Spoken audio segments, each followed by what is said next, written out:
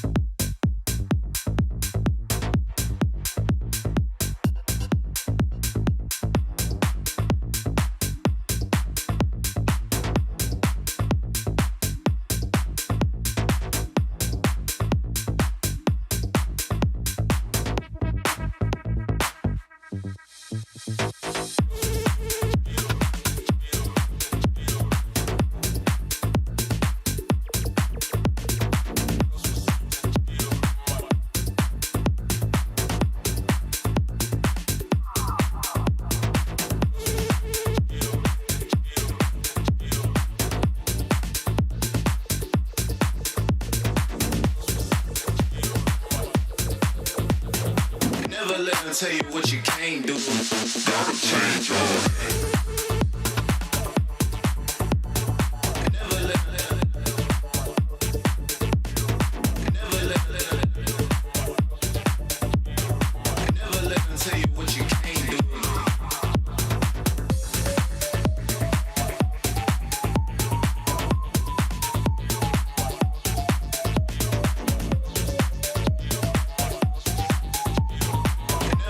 Tell you what you can't do, can't do, can't do.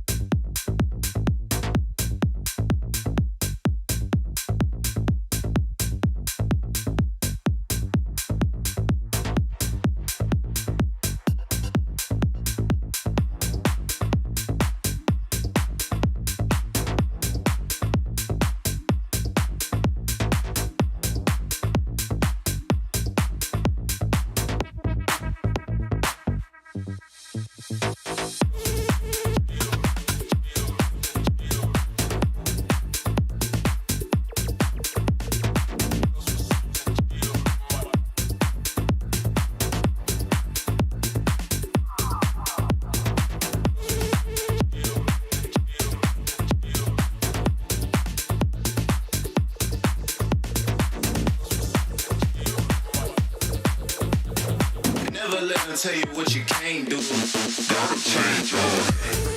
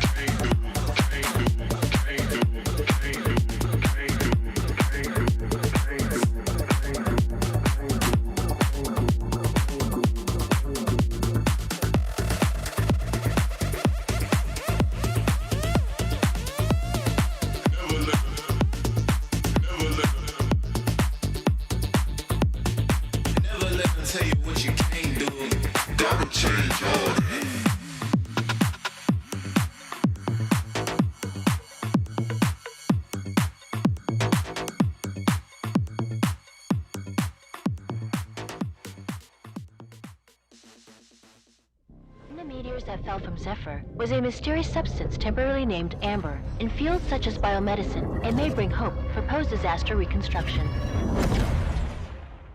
The possibility that they're still alive is practically zero. This is our only chance to save them.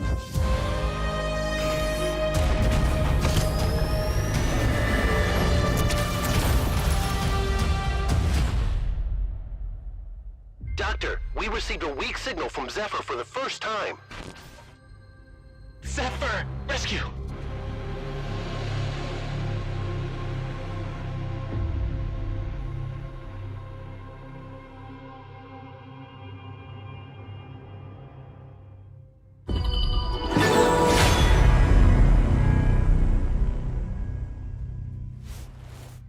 Hello and welcome to the Honor of Kings Championship 2024. We are now in the Pacific play-in. We have 3 teams, and it's going to be all a double round robin. We have SCARZ and Fearless Esports Hong Kong up first. My name is Holler, and with me is Kindofu. How you doing today? All good, super excited. This time we will see who will represent the region as we go into the biggest competition of the year, the Kings Championship. Now, Holla, I think we have already seen, the plays of all the different teams and whatnot, but this is how it's going to go down, right? We're going to have a point system, like you mentioned earlier just now. We're going to have a double round robin, which means everyone goes up against everyone else once or twice. Yeah, and it's going to be, we're going to see it once throughout today, and then it's going to be the same schedule as of tomorrow because we're just going to double it, right? So going into this one, I mean, all of the teams need to survive. They need to just play their hearts out. Every single game matters, especially going up against this one. But of course, the first match of the day is going to be SCARZ against Fearless Esports Hong Kong. And Fearless Esports Hong Kong had a great Pacific Open series. They were the champions. They've moved on. But Kindofu, your thoughts on that one? I think at this point it's up for SCARZ, right, to prove themselves. We've already seen them in the last chance qualifier before the Esports World Cup. They did decently, didn't quite hit the mark, right? Still some gaps to fill. Let's see. It's been about a month or so. Can they fill up the gaps? Have they done so as well? And of course, we are live in Abu Dhabi for both teams here, SCARZ as well as Fearless Esports Hong Kong. It's a different stage altogether. Yeah, different stage. I mean, this is it. It's live. Everything is kind of in person. Everything is kind of, it's a very different tournament playing these things live, right? And going into this one, we saw, Fearless Esports have a great time. They got themselves to this position, and it's a great honor for them. I mean, this is a stepping up for that. But SCARZ, it's going to be Rilver, Arashi, ASD, Zens, and of course, Ochik. There's going to be SCARZ team. That's the lineup that you're going to see here. I think that this is a team that, they've taken their bump, so to speak. They haven't had the greatest of showings, but this is still a team that can make some moves, so to speak. Yeah, for sure, right? And one of the things that we know about teams like this is they are always very clinical. And I think we all recognize, right, in gaming, it's called the growth mindset. So these players have been looking to grow. They have made some changes, per se, in their rosters. Let's see if the play style has been kind of improved. And let's see if they can deal the killing blow towards their opponents. Yeah, and with each of these things being a best of 3, there's going to be a lot of strategy in mind. Like the counter picks, I'm going to be super excited to see these things because not only do you play them once, but you play them the second time, and then you're going to see those things up here. But Kindofu, walk me through the Fearless Esports team. All right, you have already seen this 5 boys: Singling on the Clash, Dao Dao in the jungle, Fable in the mid, KK in the farm, and Woodwind in the support/roam. Now, you have already seen their performance, and there's no doubt, right? This is a team of championship material. Now, it's about consistency for these teams, right? So great that you won the first part of the Pacific Regions qualifiers. Now, can you do it again? And this time against SCARZ. Yeah, and they won 10K going into this one, and this is a huge step up on that one, right? SCARZ, I think Nongshim RedForce, both of these other teams are, formidable, right? There's going to be a lot at stake.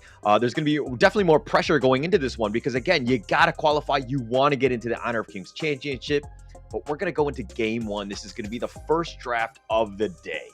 All right, so we have the typical KK Arlie. We've already seen how strong this Arlie is in the hands of KK. Now they're gonna pair it up with the Zhang Fei and Musashi as well. Holler, I know you love a good Zhang Fei. You are Zhang Fei main as well. What do you think about the Fearless Esports Hong Kong lineup?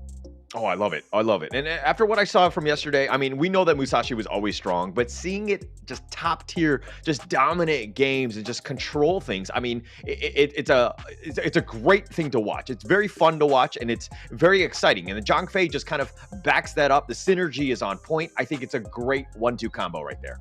Oh, for sure. And of course, Zhang Fei, one of the main benefits is it allows your farm lane to really stay in the lane and get as much gold as you need, right? And Arlie benefits perfectly from that. Now, on the flip side, we have a Luong.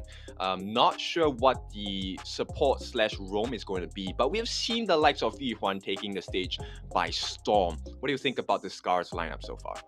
I think it's a little on the squishier side. Obviously, it's kind of scary when you see a Musashi on the other end. Obviously, you have the Yuhan who can kind of, unending sorrow to get yourself out. But Musashi is just like, okay, you're going to run away, you're going to heal, you're untargetable, but I'm still going to chase you down to the end of the earth, right? So they need some way to kind of control Musashi, push him away so that the rest of your squishier glass cannons can do that damage. Exactly, and if they get the protection that they need or the shield in the front that SCARZ is desperately looking for at this point, you can be sure this Princess Frost is going to deal a ton of damage. The winter is here, along with the Frigid Prison, Shattered Ice. That combination is always underestimated by opponents. And if you give SCARZ the lead in the early game, it's not going to look pretty at all.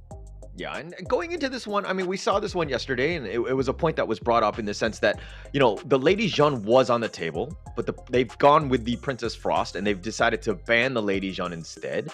Walk me through that thought process, because I'm not a huge Princess Frost fan. Okay, so I think we had our disagreements on this before. Like Lady Jeanne, I think the synergy for Lady Jeanne is great as on her own, right? So if you have the simple combinations, Ocean of Tears, into the Flowing Sign, you get the freeze, that's great. But sometimes, if you want to have a stationary opponent, where Yuhuan benefits, right? When she uses the Tragic Beauty, uses the Mournful Tempo, she needs opponents locked in a specific spot. And with the Destructive Deluge, sometimes it pushes people out of that range. So Princess Frost, a bit more difficult to execute, but when you land her skills properly, it does set up the perfect synergy for the rest of the team to capitalize on. Okay, I have a feeling you just like Princess Frost because you're an Elsa fanboy. Well, I'm not gonna have you bash my personal preferences here. But let's take a look at the mid now. It's gonna be Angela on the side of Fearless Esports Hong Kong. We've already seen how the Chaos Cinders as well as the Blazing Brilliance has done so much work for this team. Yeah, and it's going to do even better, assuming it's able to just kind of ambush from the bushes, and then you have that the Musashi coming in just to clean them up. It's a little immobile for me. I would have preferred something a little bit more with a little bit more, mobility in that sense. But I think it rounds out the draft. Definitely on the squishier side, but you do have the Mayan and the Musashi to kind of cover your track, so to speak, and the Zhang Fei. So you do have that meat shield in front. But going into this one, who do you think has a bit of an edge? To be honest, I think I would prefer the Fearless Esports Hong Kong lineup a little bit more. A little bit more stable in the sense where Woodwind takes the smite. So if he's able to kind of disrupt the jungle, you could definitely see the gold swing and EXP swing into Fearless Esports Hong Kong. Okay, okay. And, you know, you play the Zhang Fei the same way with the Smite. You like to be aggressive and to kind of just invade and to potentially steal some jungle minions. But, okay, the knock-up here, they got the secondary one, and Rilver's so low, and he's going to give up first blood already. That is a bit of an issue at this point. Yeah, Fearless Esports, this is what we definitely expect out of them. And not only that, look at Woodwind, his invading as well, making sure that he has glimpses of what's happening in the opponent jungle so they know how to rotate into the next few minutes. Yeah, again, just living up to their name of just being fearless, right? Dao Dao was just hiding in the bushes, not worrying so much about farm, looking for that first blood to kind of further propel him in. Now he's going to go back to his own jungle to farm up. Fearless Esports right now in a bit of a great spot, especially early. Yeah, great, but it's not the best just yet, right? So at this point, yes, KK is doing well. He does have an EXP advantage, but Arashi might be looking to try and stifle the growth because you don't want to allow this Arlie to be too far ahead. Yeah, you got to slow her down, right? And KK here is just a capable farmer. He's definitely able to just kind of take over these games, given the space and time. But he's going to be a little pressured. He's 1 versus 2 versus Zenz, and of course, Ochik in that bottom lane. But you know, Fearless Esports realizing that hey, we can allow her to get her own space. KK, that is. So no real issues. Yeah, at this point, it doesn't really matter that much. One of the main important items I'm going to be looking out for is actually Dao Dao, right? Once he gets that boots of resistance, he's going to be able to hold his own against Arashi, at least in the 1v1 for the time being. Yeah, and look at that. It looks like Rilver's been killed yet again. You know, it just kind of springboards itself, right? It's one of those things where you've gotten that first blood. Now River is even further behind. This is a tough situation in that top lane. Xinglin is level 5. River is only level 3. Oof. Yeah, that's a big difference there. And I mean, that's the benefit of picking a Ma Yin, right? A lot of people underestimate her range, her reach that she has, and especially when you have the advantage in the clash lane, Rilva is not going to have a good day at all. Now it's up to SCARZ. Can they find some gaps to maybe slow down the farm coming in from Fearless Esports? So if you're from the SCARZ side and you see Rover just kind of struggling at this point, do you just give up the lane and be like, okay, you just find out whatever farm you can do, defend that tower as much as possible, but you know, we're not going to help you at all. Is that the gameplay for you? I definitely would do so. I think at this point, right, it's really hard to try and come back into this game because bear in mind, you're not just losing EXP, you're losing gold as well, which means itemization-wise, it takes a lot of effort to get that balance out. I would rather go and invade onto KK's lane, give him a hard life. Yeah, okay. And the Leaping Savior is going to be used right there. The time-lapse just kind of zoning everybody away. Nobody really wants anything. Now, with Rilver struggling, who on SCARZ has to really step up and just carry this game? I think at this point, it has to be Arashi, right? Arashi will be the main win condition coming out from SCARZ because he's the one that's going to be able to tank and deal the damage. Okay, and KK going in, he's going to lift step back. He did get the pick off onto Zenz, who just got a little bit out of position. But Xinglin, oh, gets over the wall. He's going to be fine. He's styling as he cartwheels over the wall.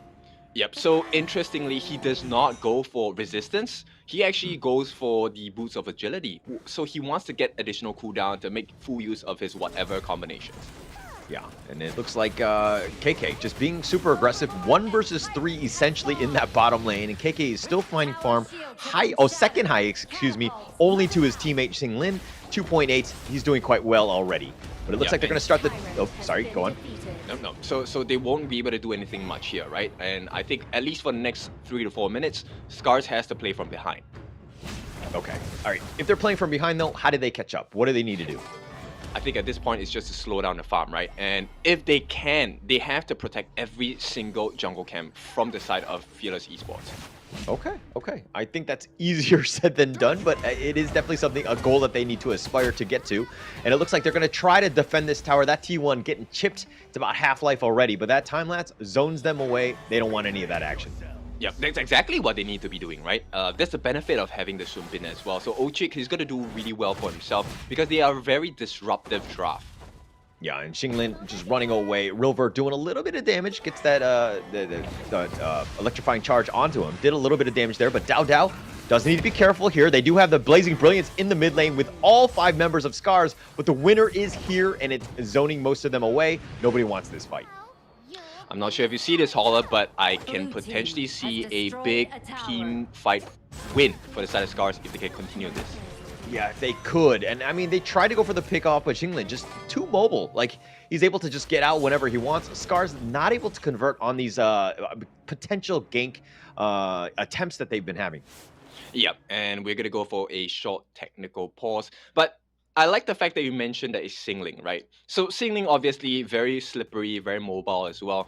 But can you imagine any other members on the side of Fearless Esports? If they land that exact combination, it isn't as easy to get away. Sure, you have the Ali with the lift step, the maple dance, but as time goes on, probably later into the mid game, he will get bursted down. So KK, this is just a foreshadowing maybe.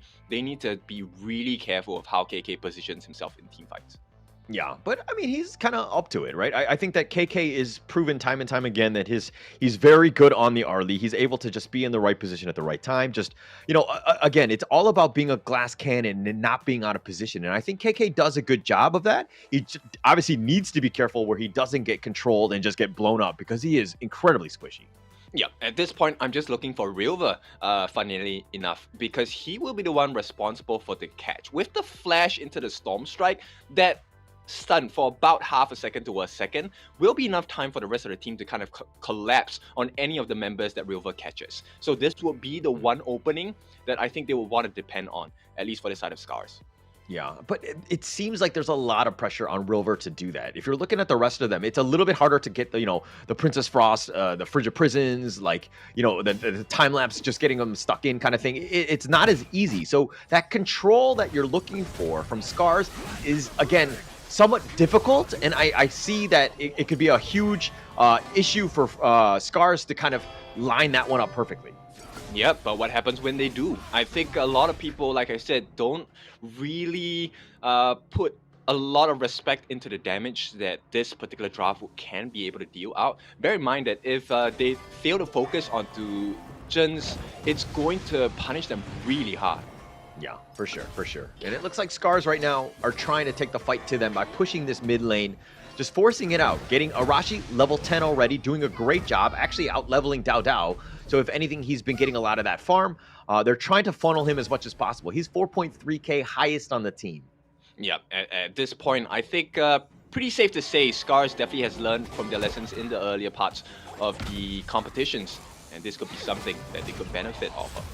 Yeah, SCARZ doing a good job there, making sure that they secure their own jungle camps. They get that Azure Golem here. And it looks like they're going to go in for this one, the flash away, and it looks like Fable will be fine. But again, the flash was expended. Yeah, take a look at the AoE of that, right? The time-lapse as well as the winter is here, exactly the same. It's extremely huge. So potentially you could catch off quite the few members on the side of Fearless Esports. Yeah, quite large indeed. And definitely something they need to worry about. But starting those fights, again, you have that catch and then you have those zones, then I get it. So it really comes down to Rilver just setting those initiations up, right? But he's kind of behind. He's not the tankiest of heroes at the moment, so he might struggle here. Yep, but we'll see. Eternity Blade on to Zhen's. Hang on.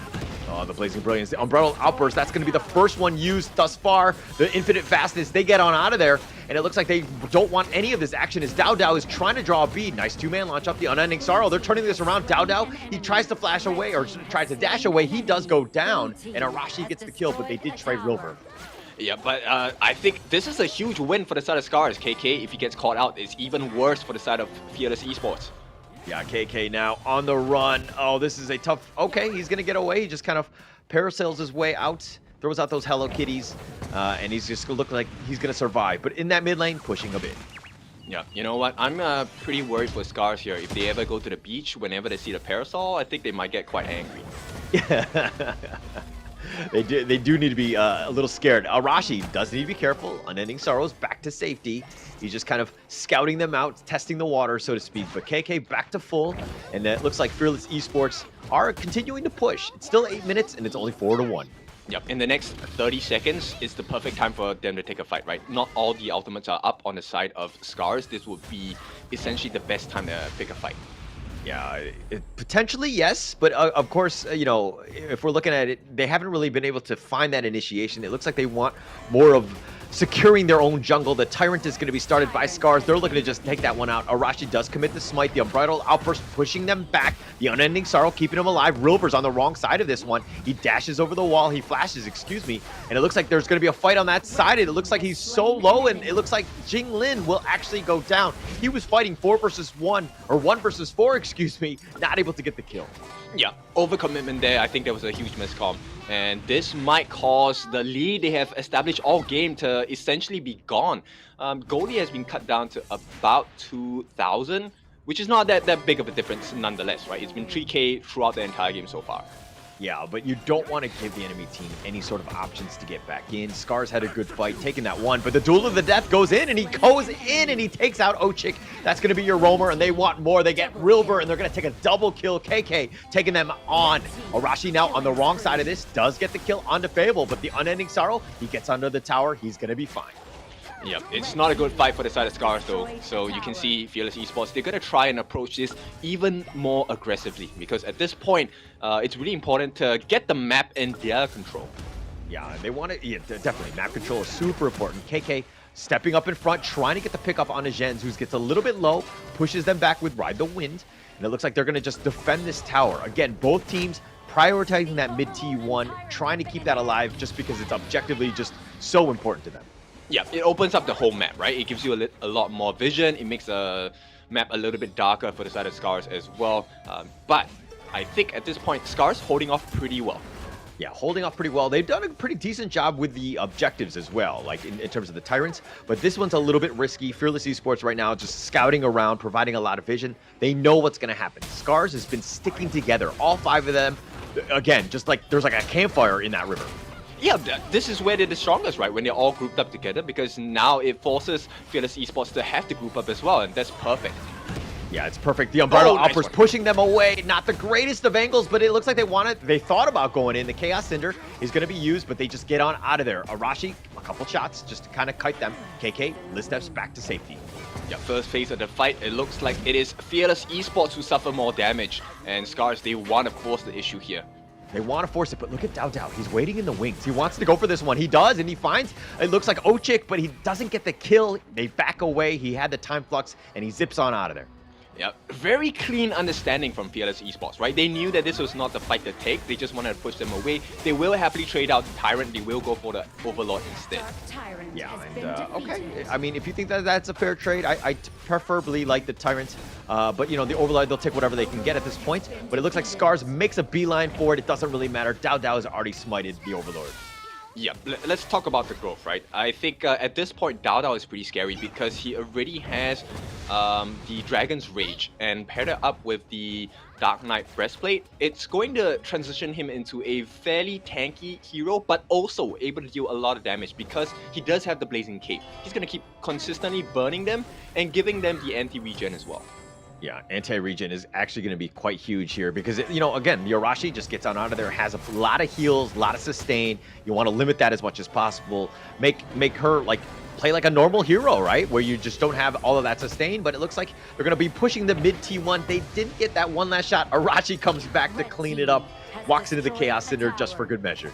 Yeah, they do get the mid T1, but at this point, because they lost the Overlord, it's not going to look good at all. SCARZ, they will have to move back. Yeah, they have to move back at this point. They're going to look to just defend, deal with these Vanguards that are pushing on all fronts right now. Arashi all the way up in front, finds Woodwind, but again, they're trying to keep this T1 alive. The Vanguard is pushing in here, but I don't think that an actual fight will happen. Yeah, Arashi is just going to zone them away, if anything. Okay, they want to go. Dao Dao up in front. Finds Arashi. Dao Dao taking a lot of damage. He's going to be forced. He wants to turn this around. Duel of the Death. He's the first to fall. Arashi gets credit for this one. They do have the launch up, the Unending Sorrow, keeping Arashi alive yet again. ASD's continuing to fight. And it looks like they've gotten a second kill of Jinglin as well. And it looks like SCARZ finding gaps, winning out these team fights. This is a very different SCARZ, man. I love this growth from the team, simply because look at the way they played. They just sent one member to defend the waves, and now they have this huge advantage in the mid lane as well. Yeah, and we're talking about how Rover had to set everything up, and they were just like, no, man, you just deal with the lanes. We'll deal with the team fight. We'll fight 4 versus 5. We're able to do this. But again, I think Dao was out of position. He was kind of being chased. He was taking unnecessary damage without actually fighting back, and the rest of the team really wasn't on the same page on that one. Which is why I feel that SCARZ has definitely improved, because it was a forced error, right? Technically, Dao, that was one of the safer options to take. Let me go back and farm my jungle camps and whatnot. But SCARZ recognized this. They said that, hey, you know what? Fearless Esports, they know the waves are crashing in, so they are going to be a bit more defensive. Let's chase them out of the safety zone instead. Yeah, pushing them away. That's kind of what you want to do in terms of the zoning out. And again, Dao, he's got 8,000 gold at this point, not the highest. KK is still on top. Basically, the fights come down to where KK is. If he's able to blow people up, because he has all the farm, all that you need. But if he dies, Fearless Esports might be in a bad spot. Yeah, exactly. And this is where I feel, SCARZ, I think they have drafted based on the late game plays, because late game, this is a very tough composition to break into. Yeah. Okay. We're going to see how that one plays out. I mean, SCARZ right now being the aggressor, I feel like they've pushed Fearless Esports into more of a defensive posture, kind of pushing them back a little bit. Like Fearless Esports right now, just waiting in the wings, maybe attempting to get an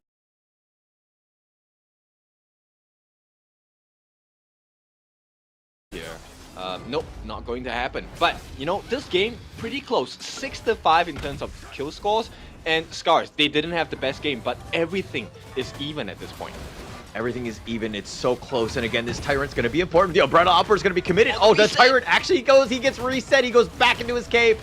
And it looks like they want to go for this one. They've got him frozen with the Frigid Prison. But Woodwind somehow gets killed. Arashi gets another kill, and he pushes him back. And now Dao is trying to turn it up. He does end up killing ASD, but he falls in return, as well as Jinglin. Both of them, all of them are dead. It's a 3-for-1 trade, all at the cost of ASD.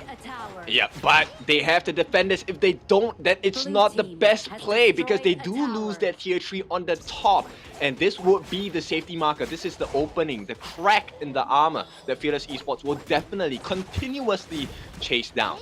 Okay, KK was pushing that top lane, ended up getting the top T3. Not the worst thing in the world, especially when 3 members of your team died. But when Dao realizes that KK is actually nowhere near you pushing, there's no reason to be going in, right? You should not be taking that fight. You should pretend, maybe bait things out, make sure that nobody recalls back to defend the tower. But at the end of the day, they're not on the same page, and you're kind of seeing the effects of this.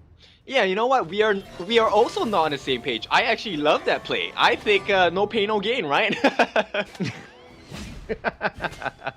Yeah, and this is where I report you in game. All right, I'm okay with that.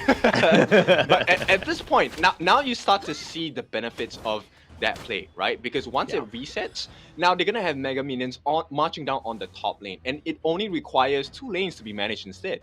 Yeah. Okay. No, I mean, I get the play. All I'm saying is that 3 other members of FE probably should have survived. KK going down, that's a massive one. And it looks like they're going to get even another one. And they do get a double kill. River is back.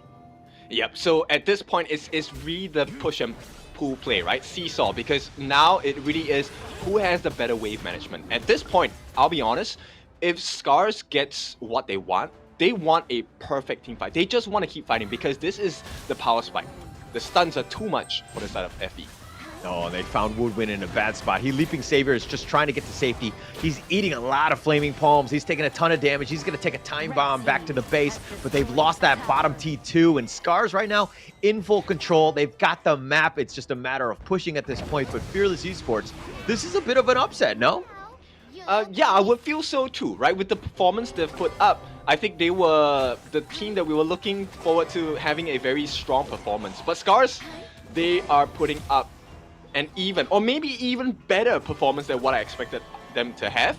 And this is wonderful to watch. Yeah.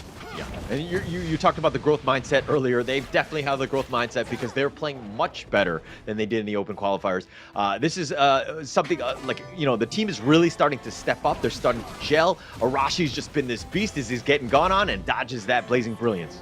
Yep, and now you start to see, right? The little things matter. Every time the Blazing Brilliance does not hit the mark, Fable essentially turns useless for a couple of seconds. And SCARZ, they are playing perfectly off of that. Perfectly placed, and like they're kiting them out, understanding the limits of where they need to be. The minions are pushing. Yes, the super minion is in the top lane. The Blazing Brilliance is going to be committed, but Dao wants to go all the infinite fastness, and they zip on out of there. He gets into the Uber, and he's on out. Yep, so how do you actually catch SCARZ? They have so many disengage abilities, right? The time lapse, the time flux, increased movement speed, the silence. It's really hard to catch them. And when you can't force out the infinite fastness from Zhen's, oh, hang on. The duel to death. It looks like they found somebody. No, it looks like he's going to get over the wall. He's going to be fine. Rover does survive. Yeah, so look at that. So many escape possibilities for the side of SCARZ.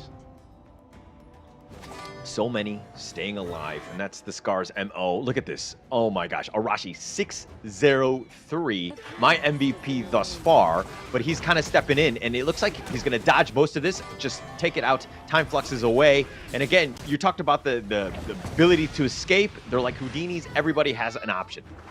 Yeah, one of the things that I really like about the itemization coming out from SCARZ, Rilva building the Demon's Bane. One of the rarest items I've seen in this game, at least in professional gameplay, right? Most of the time we go for Succubus Cloak, or maybe the Long Night Guardian as well. So Rilva, very aggressive. He wants payback. Definitely wants payback. He wants to be up front. I mean, he didn't have the greatest laning phase, but he's back, right? He's getting kills, and that's kind of what you want. The Byron just being able to scale here. River's done a great job of just getting back in the game, ensuring that, you know, the team has a chance. Dao now on the run, not able to happily farm. The time lapse is a little bit off the mark, but it's going to disengage people more than anything else. Araji's about half-life. Yep, and right off the bat, right, we're going to start the day off with a Tempest game. This is going to be a Tempest spawning at the 20-minute mark. Now, we have seen this situation so many times before, right? What decision do the teams make? Do we go for the split push? Do we actually go for the Tempest? Well, it looks like they're kind of grouping around it. I don't think they're going to fully commit for this yet. Rover's making his way there, but they want to push out the lanes first before they do it. The top is pushing. So Fearless Esports do need to deal with that.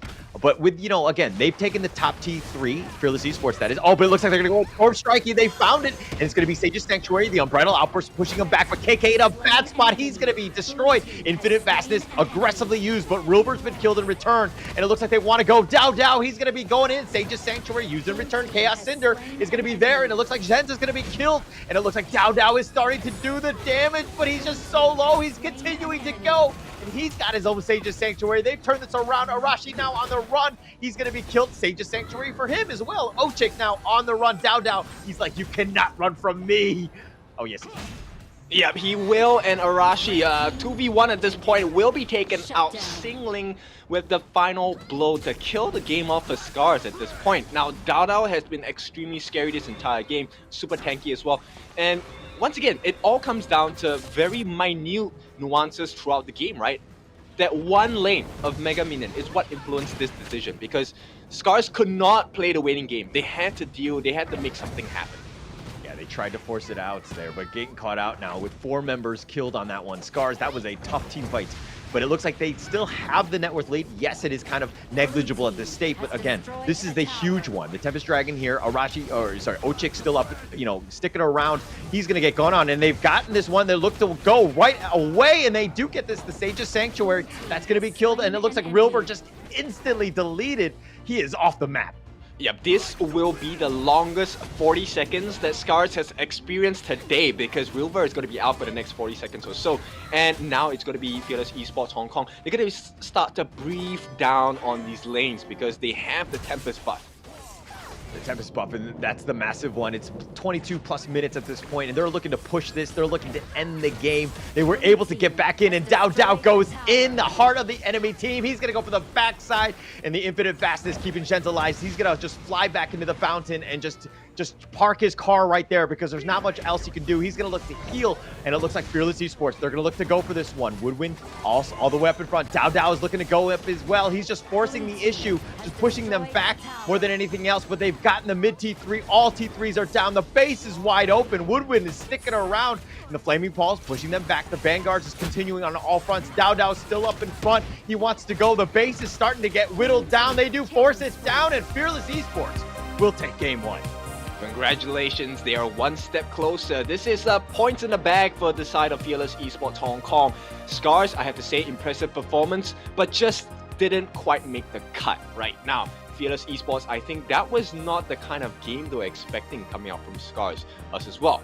Now, what are your expectations looking at the standards of both teams at this point? All right, this one's got to be a bit of a mental hit for SCARZ, right? The fact that they were in the lead, they had full control, then that team fight was kind of rough, and then that was the tipping point, and Fearless Esports just turned it up, right? Dao just started to do a lot of damage and started to be super scary, right? So this is one of those things where it's like, oh, wow, that was a rough game, but we need to recenter, we need to calm down, we need to do what we did in the first 10, 15 minutes of the game, put ourselves in that same position, but we'll close it out the next time.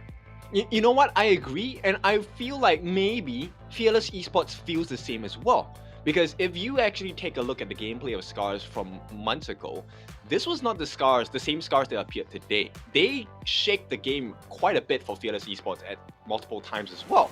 So it's something that I would be worried about. And if we take a look at the itemization, really smart. They had so much item switching, and the Blood Rage, I think Dao was the one that really made the game so much more different for the side of Fearless Esports. The Blood Rage, along with the Dragon's Rage, Blazing Cape, and finally Long Night Guardian as well. The tank ability, he dove in, but he never committed. And that is where SCARZ made the mistake of biting onto the bait, and Fearless Esports just punished them.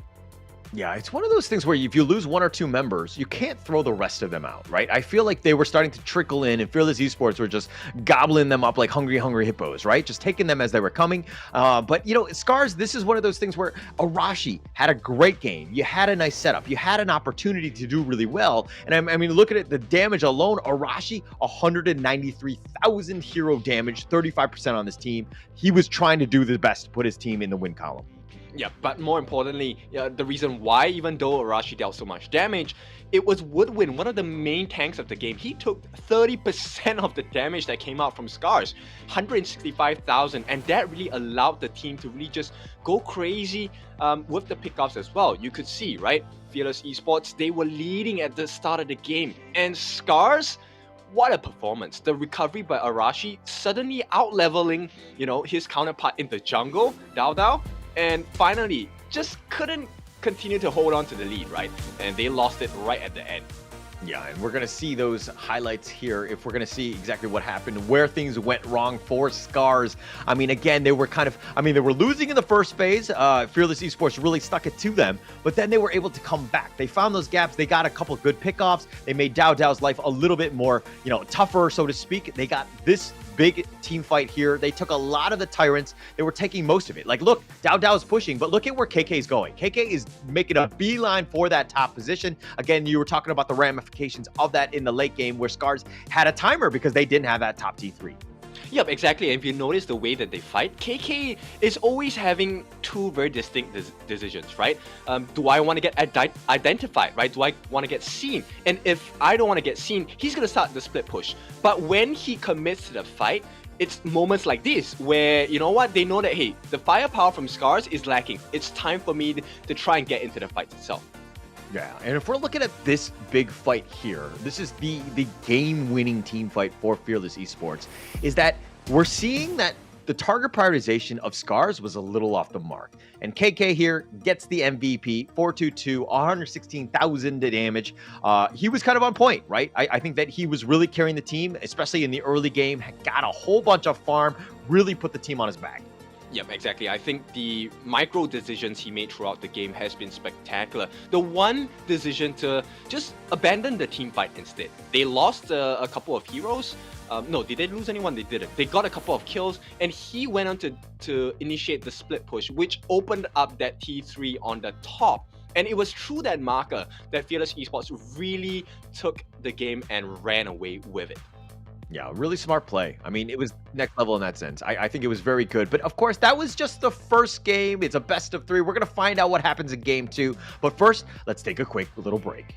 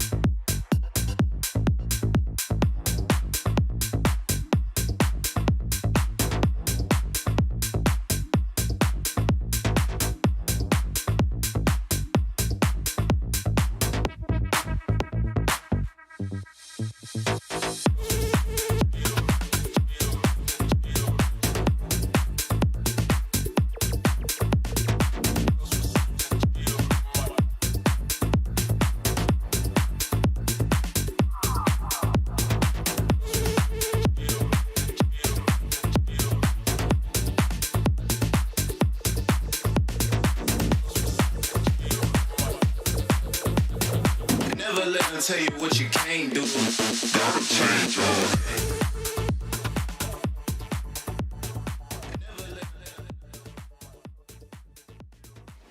Fearless Esports Hong Kong, the Pacific Open Series champ, strike first in a bit of a comeback. Kindofu, your thoughts on that game one? I think it was just the taster, right? Both teams feeling out each other. I think they have a pretty good grasp of what each other's playstyles are like based on the draft itself. And I think I'm pretty impressed because both teams, you could really see the win conditions in their head as well. Yeah, definitely. And I mean, it's one of those things where they thought they had the win condition, SCARZ that is, but then having that taken away is kind of like, oh, I'm gonna have my ice cream, but then some dude comes and just takes it from you or knocks it away out of your hand. It's just gonna be a sad time. And SCARZ right now really need to recover mentally from that game. Yeah, so I'm going to bring you back to the point about the difference of Lady Zhen as well as Princess Frost, right? So I think Lady Zhen is easier to execute in terms of combinations and whatnot. So Princess Frost, you really need to be on point. You can't really miss those frigid prisons. And when you do, that's what really costs you the team fights per se. So I think maybe it's a little too stressful. They could put the Princess Frost on another draft instead. Yeah, and okay, look. I don't doubt that team synergy wise, the Princess Frost might be the better pick. But my only thing is that, and as you rightly mentioned, it's much, much easier to play the Lady Zhen. You know, it's like a fire and forget. You get those, you know, the Ocean of Tears. You just kind of knock that out. The Flowing Sigh, you don't even have to target after you hit the initial target. So it's just much, much easier, right? So all you need to do when you're playing up against good teams is just to kind of simplify things. Don't make it so high risk, high reward with all these, like, you know, very mechanically difficult heroes to play, and just dumb it down. Play the strategy more than anything else. Yeah, for sure. And we've already seen, like, you know, map control #1 in this game, right? You can win as many fights as you want, but if the map is not in your favor, essentially after each win of the team fight, you have to manage the waves instead. Now, this means Fearless Esports, they want to play a little faster this time. They're going to go for the Yuan in the jungle. I love this. This is one of the fastest junglers in the game.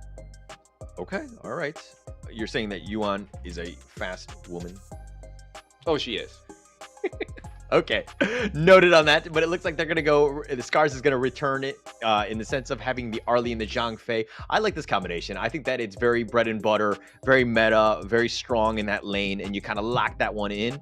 But Fearless Esports, they go with the Lady Zhen themselves and the Hou Yi to kind of round that one off, at least in the first phase. Okay, so it looks like they will keep Princess Frost in the draft itself. I like the fact that they picked the Arlie on the side of SCARZ, not just because she's a good hero, but the Maple Dance really does kind of mitigate and nullify a lot of the options that are going to be thrown out by Fearless Esports here. Yes. Okay. And you know, I mention this almost every cast whenever I see Lady Zhen and Princess Frost, is that Princess Frost is the poor woman's Lady Zhen, right? She has options. She's not as good in my opinion, but she does have play.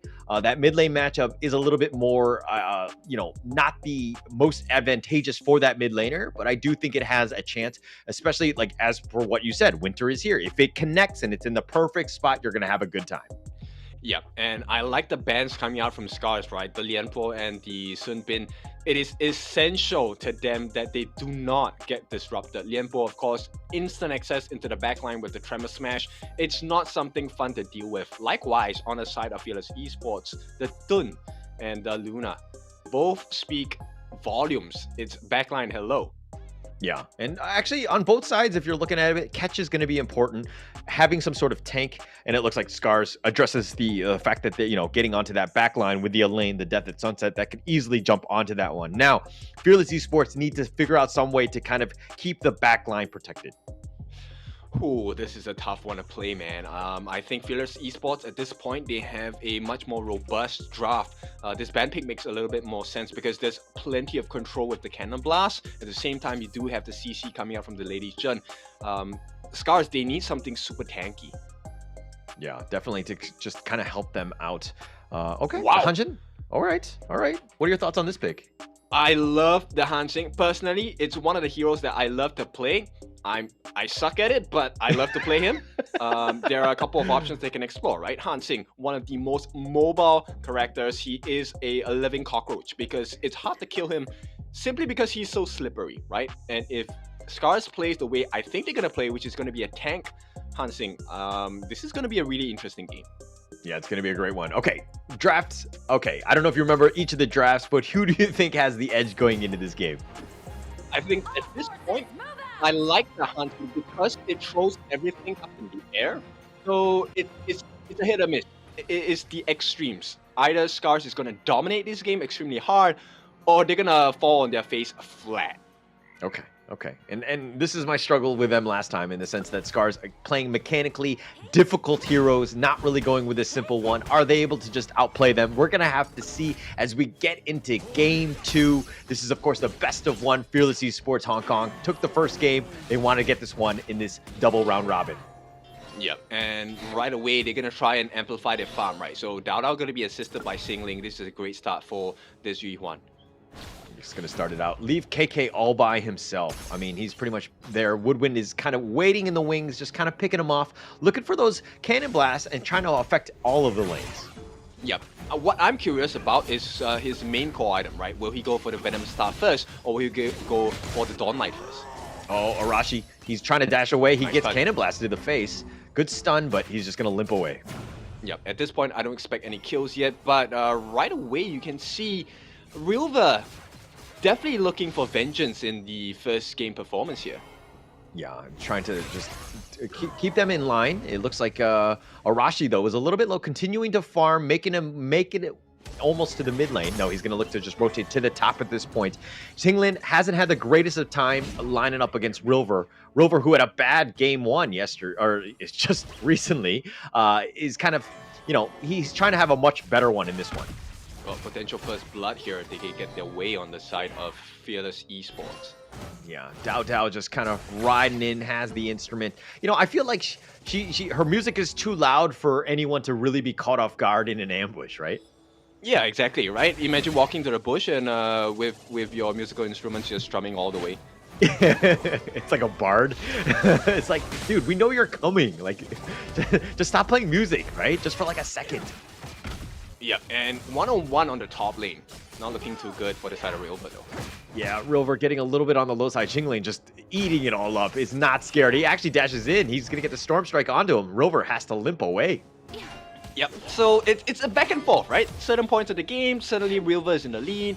At the other end, Xingling suddenly gets the potential kill as well. Now, Burning Sun Arrow is wasted at this point. No, not wasted actually. Oh, ASD flashes away, just barely survives. That cannon blast was coming for him, and they weren't looking to die, but he somehow gets out of the way. He got the spider sense, and he does survive. Yep, but that's a flash out and hang on. Okay, Arashi. Arashi. Okay, it looks like they want to go for even more. Ochik gets Xingling back low. the Unbridled Outburst. Oh, they knock him back. The Death at Sunset is good, and Xingling is actually going to be the first to fall. They do get this one. Arashi on the run, chases after them, trying to get the knock up, not able to do so. The Cannon Blast covers the retreat. Yep, now this is a good situation for the side of SCARZ, and Hansing, once again, Arashi does not die. Dao Dao gonna be a little bit faster in terms of farm, right? Simply because she can double stack camps. But at this point, I think EXP is going to be in the favor of SCARZ across the board. Yeah, and SCARZ have, you know, we saw this last time, right? Where they had a decent early to mid game transition. I think that they want to put themselves in a better spot going into this one.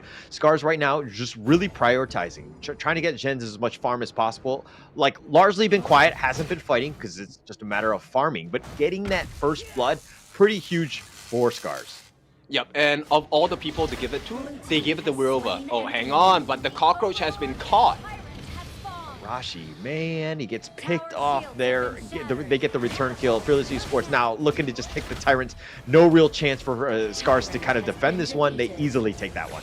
Yep, it's really fast, and Azure Golem at risk. Yeah, at risk. Dao Dao now is looking to just invade as well, making things difficult. Again, Arashi, the jungler, went down. This is an opening. We've taken the Tyrant. We've taken the blue buff away from you. There's just so many things that could potentially happen, all because, you know, the fact that Arashi was being able to he was able to be picked off. I mean, the communication coming out from Fearless Esports has been on point. 2 times KK has dropped that Burning Sun arrow in the mid, and twice it has hit the mark. Yeah, hit the mark, and it's been great. I think the Hou-Yi, that Burning Sun arrow, is good for the laning phase because it's, generally speaking, pretty afar. But later on, when the team fights tend to be a little bit more compact, people are grouped up together, it might not be the easiest of things to hit, or for like a long distance arrow, excuse me. So it's one of those things where it's great now, but let's see how it plays out. KK has to have perfect positioning in that mid to late game. Yep, and you know, talking about him, the counterpart we have not mentioned once. Zhen is actually having a pretty decent game, I feel, because he has been silent the entire time. And that's exactly what you want to hear, right? For a farm lane, you don't want to hear from them for the first, I don't know, 7-8 minutes. Okay, well, usually in my rank games, I don't hear from them for the 7 or 8 minutes, and then they decide to just go toxic because they're like, oh, I didn't get enough farm, or I didn't get enough space, and they just cry. Yeah, they have a tendency to want to look for fame, right? And Yeah. hang on, one-on-one. Woodwind.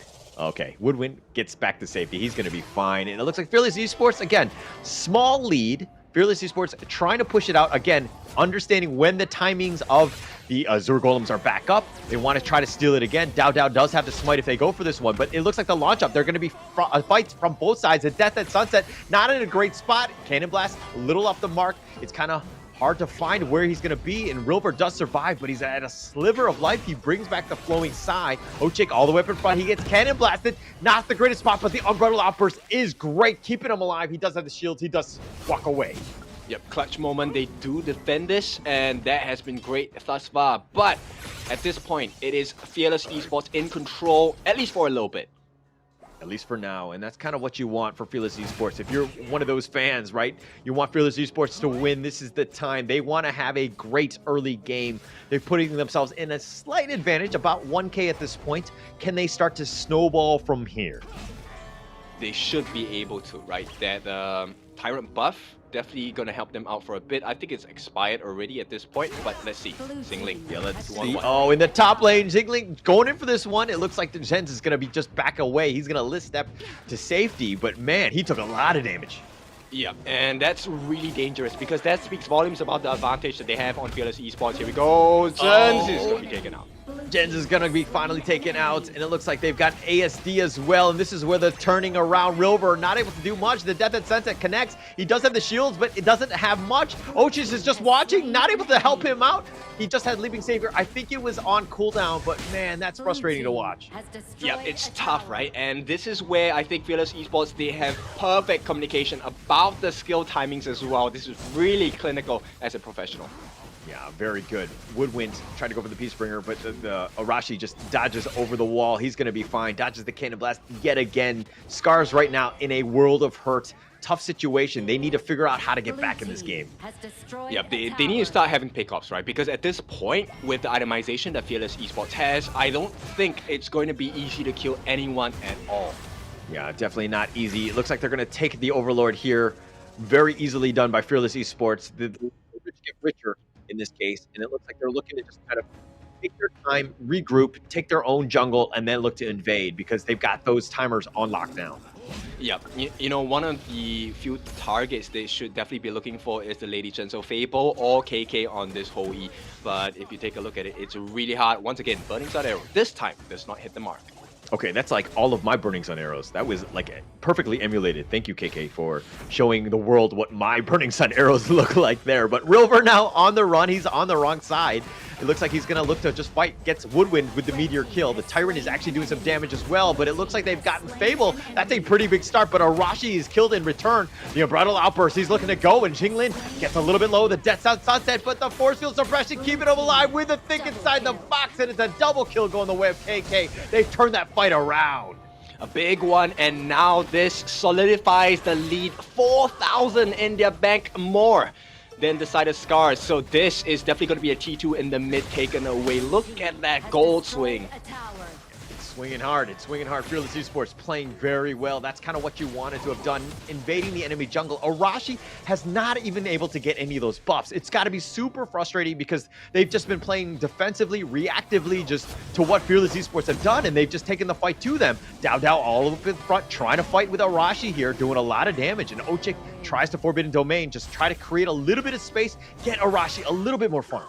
Yeah, and this is where it's difficult, right? Because SCARZ, if you take a look at the way that Fearless Esports fights, there is two phases to the fight. The first phase is before the mournful tempo and before the unending sorrow, or maybe even before the melody of peace. Only then, when that ultimate is expended, then you have the second form and second phase of the fight. And SCARZ can't even last the first half of it. Yeah, it's tough. I mean, it's a situation where you have to prolong things, right? And seeing as that like ASD Gen's very squishy, you don't really, it's hard to get to that second phase of that team fight of surviving, right? So SCARZ right now on the, okay, they're going to take a lot of damage. The Cannon Blast, Ochik taking a ton of it. He's going to get forced to use the Unbridled Outburst just to retreat, but he's going to back off, gets Cannon Blasted once again, gets shot in the back. Yeah, and you can see, right, this is where it gets so difficult for Ochik, because as a Zhang Fei, you need to have the ability to be able to dive in and just get your Unbridled Outburst as an aggressive option. Steal, maybe. Oh, they're trying to go for the steal, not able to do so. Dao does secure it with the smite. Overlord is actually almost killing everybody. SCARZ has to run away, can't take the neutral, can't take the Overlord. Now they're running for their lives, running under that top T2. And Fearless Esports will find Rilver. Oh, he actually looks to turn this around, the Death at Sunset, but the Cannon Blast is going to be a little off. Rilver just trying to stay alive. Jinglin not scared. He wants to go for this. One last shot. He does get it, and KK gets the snipe. All right, Cannon Blast enabling KK to get the last hit as well. And if there's anyone you want to get farm to, it definitely needs to be KK on this whole E. He has been on point this entire game. On point, has both of the buffs. He's doing a lot of damage. The Unending Sorrow keeping Dao alive. He's turning this around. Arashi just limping away. Ochik is going to be forced to use the Unbridled Outburst yet again. I mean, almost every single time it's on cooldown, he has to use it, but he uses it defensively. Yep, exactly, and that's what Fearless Esports is forcing SCARZ to do, right? Ochik is always making forced errors, and that is really hard to play. Hard to play here. Fearless Esports, they're starting to choke you out, so to speak. They've got so much control, pushing you back. You're hiding under those T3s, if anything, just trying to stay alive. Rilver taking a ton of damage, just getting sniped out. The Unending Sorrow just to back off, but it looks like they're going to regroup. Arashi was looking to cut the waves, but with that mid T1 still standing, really not a whole lot of space to work with. Yeah, but this is what Arashi needs to do, right? So he is definitely trying to pull them away from the main objective, which is to break into the tier 3s, right? They don't want that chink in their armor to be exposed, and SCARZ just living life on the edge at this point. Yeah, living on the edge. I mean, living defensively. They're down 6K. It's going to be tough to get back in this one. This is, of course, they lose this. They lose just the series. Yes, it is a double round robin, but still, this is, you want to kind of dictate it. Oh, with a nice Storm Strike connecting. Oh, and they do end up getting gens. That's going to be a huge win for them. They're going to want to just chase that. SCARZ, all they can do is just run away, maybe survive, but it looks like the top T2 has been taken as well. Fearless Esports are knocking on the door.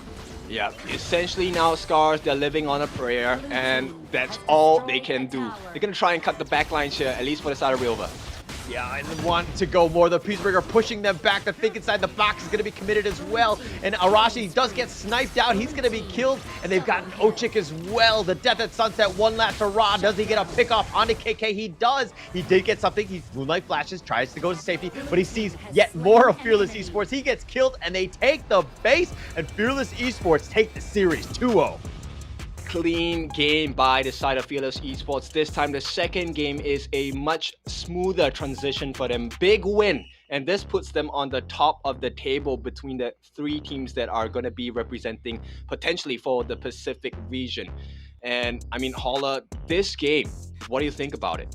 Oh, I mean, it was pretty much all Fearless Esports, even from the beginning, right? They had that control. They had that mental game going into this one. I mean, where they shook them in game one. Fearless Esports really stepping up. That was a very impressive win, game two, and just a clean sweep in the series. Very well played by Fearless Esports. Yeah, this is the day that they're looking for, right? This was the performance they're looking to establish in the first game of the day as well. Now, this is the Fearless I have been expecting, looking at them from the Pacific region's finals as well. Did they impress you today? They did. They did. I mean, with full marks right now. I mean, okay, not full marks because I'm an Asian dad and I would just be like, there are things that I could find. But I think that they did very well. I think that there are things that they could have done better, especially in game one where things are a little bit close and SCARZ were kind of winning. But this is a very good game. This is a game two that's what you want. This is how you want to close out a series. KK on point 3-1-5. Dao 3-0-7. Look at that. I just think that, both of these and almost everyone across the board, great KDAs, whole bunch of contributions, really pushing it out and understanding the limits of each of their heroes. Yeah, exactly. Dao actually, if you take a look at the Eye of the Phoenix, right? This third item came out really quickly for the team. So if you take a look at the damage that Dao took, 29%, right? That's a heck of a lot of damage that Dao is soaking in the team fights. And this opens up the doors for KK. If you notice, KK only 9% of the damage taken in the entirety of the game. So he was never disturbed in this entire match itself. On the flip side, it was Woodwind that was making a lot of difference. Now, damage dealt, maybe not so much, but with the Venomous Staff, with the Cannon Blast, he was always setting the team fights for the side of Fearless Esports. And if you take a look at the goal graph, he speaks volumes about it. 8,000 ahead. SCARZ was never apparent in the game at all. Yeah, they were struggling, right? Fearless Esports. This is why, this is the biggest difference between good teams and great teams. Understanding how to play from a lead and just closing the series out. It started kind of rough, Xingling giving up first blood there. A little bit of a positioning error, and that's why I won't give them full marks. But nonetheless, they were able to find things, right? Like Dao, forcing it out, prioritizing Zens. Where's the damage? That was him. We're going to take him out. Now they're on the run, and they tried to fight. They tried to continue on, and Fearless Esports like these long, drawn-out team fights, and they have the heroes for it. They're going to continue on. You talk about having 2 phases to the team fights, and Fearless Esports, SCARZ didn't really have the answers to those. Yeah, look at KK, right? He was never in danger. It was him chasing in. And that's really scary because there's too much attention you need to pay to the other members, such as Dao, such as Fable, such as Xingling. The positioning, Xingling is always on the back lines, and SCARZ could never deal with it. River, of course, tried to do the same, but when you're going up 1 against 3, when you're under level, you don't win the team fights like that. Yeah, no real chance there. I mean, Rilver does get that 1 pick off onto KK, who had almost a flawless game up until that part. But Dao, 3-0-7, 101,000 hero damage. He took a bunch of damage, healed most of it, and he was just a nuisance. Not only that, he was playing terrible music that even my ears were starting to hurt. Yeah, I mean, with Dao, there are no doubts, right? So definitely worthy of the MVP performance and the MVP tag. This is going to put them at the top of the table. Now, of course, this is just the start of the day. We still have the second match. This time, SCARZ will be looking to put up a redemption performance against Nongshim RedForce. But before we get to that, let's take a short break. When we're back, let's see, can SCARZ recover?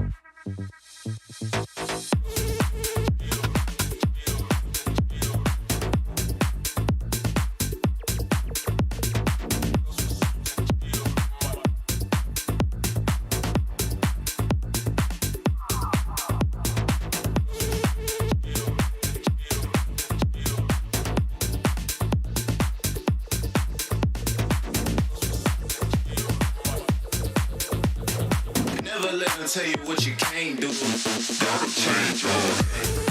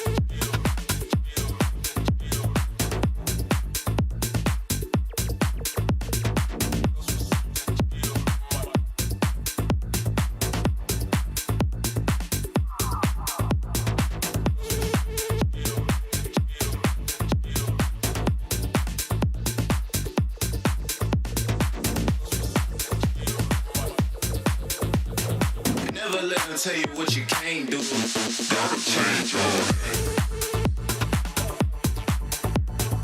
Never let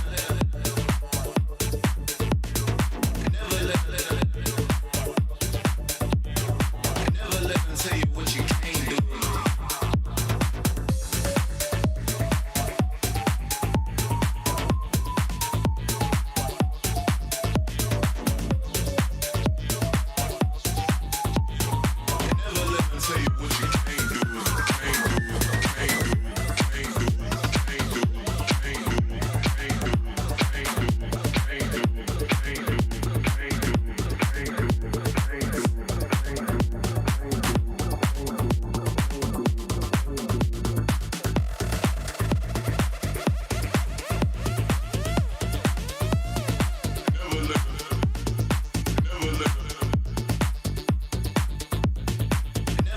Tell you what you can't do. Gotta change all that.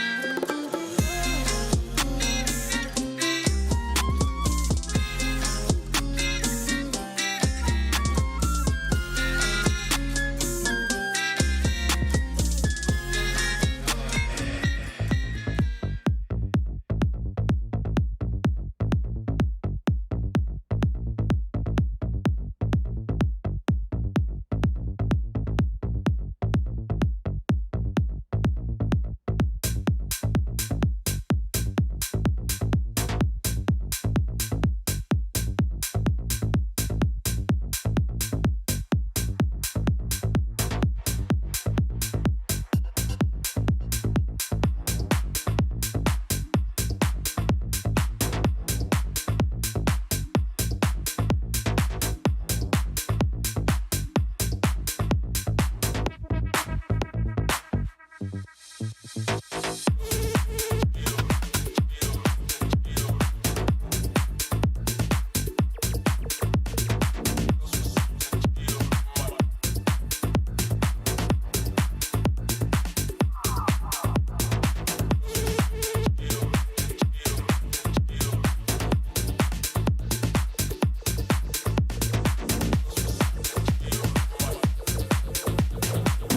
let them tell you what you can't do.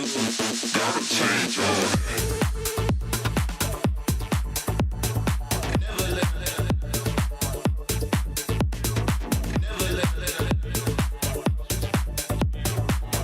let them tell you what you can't do.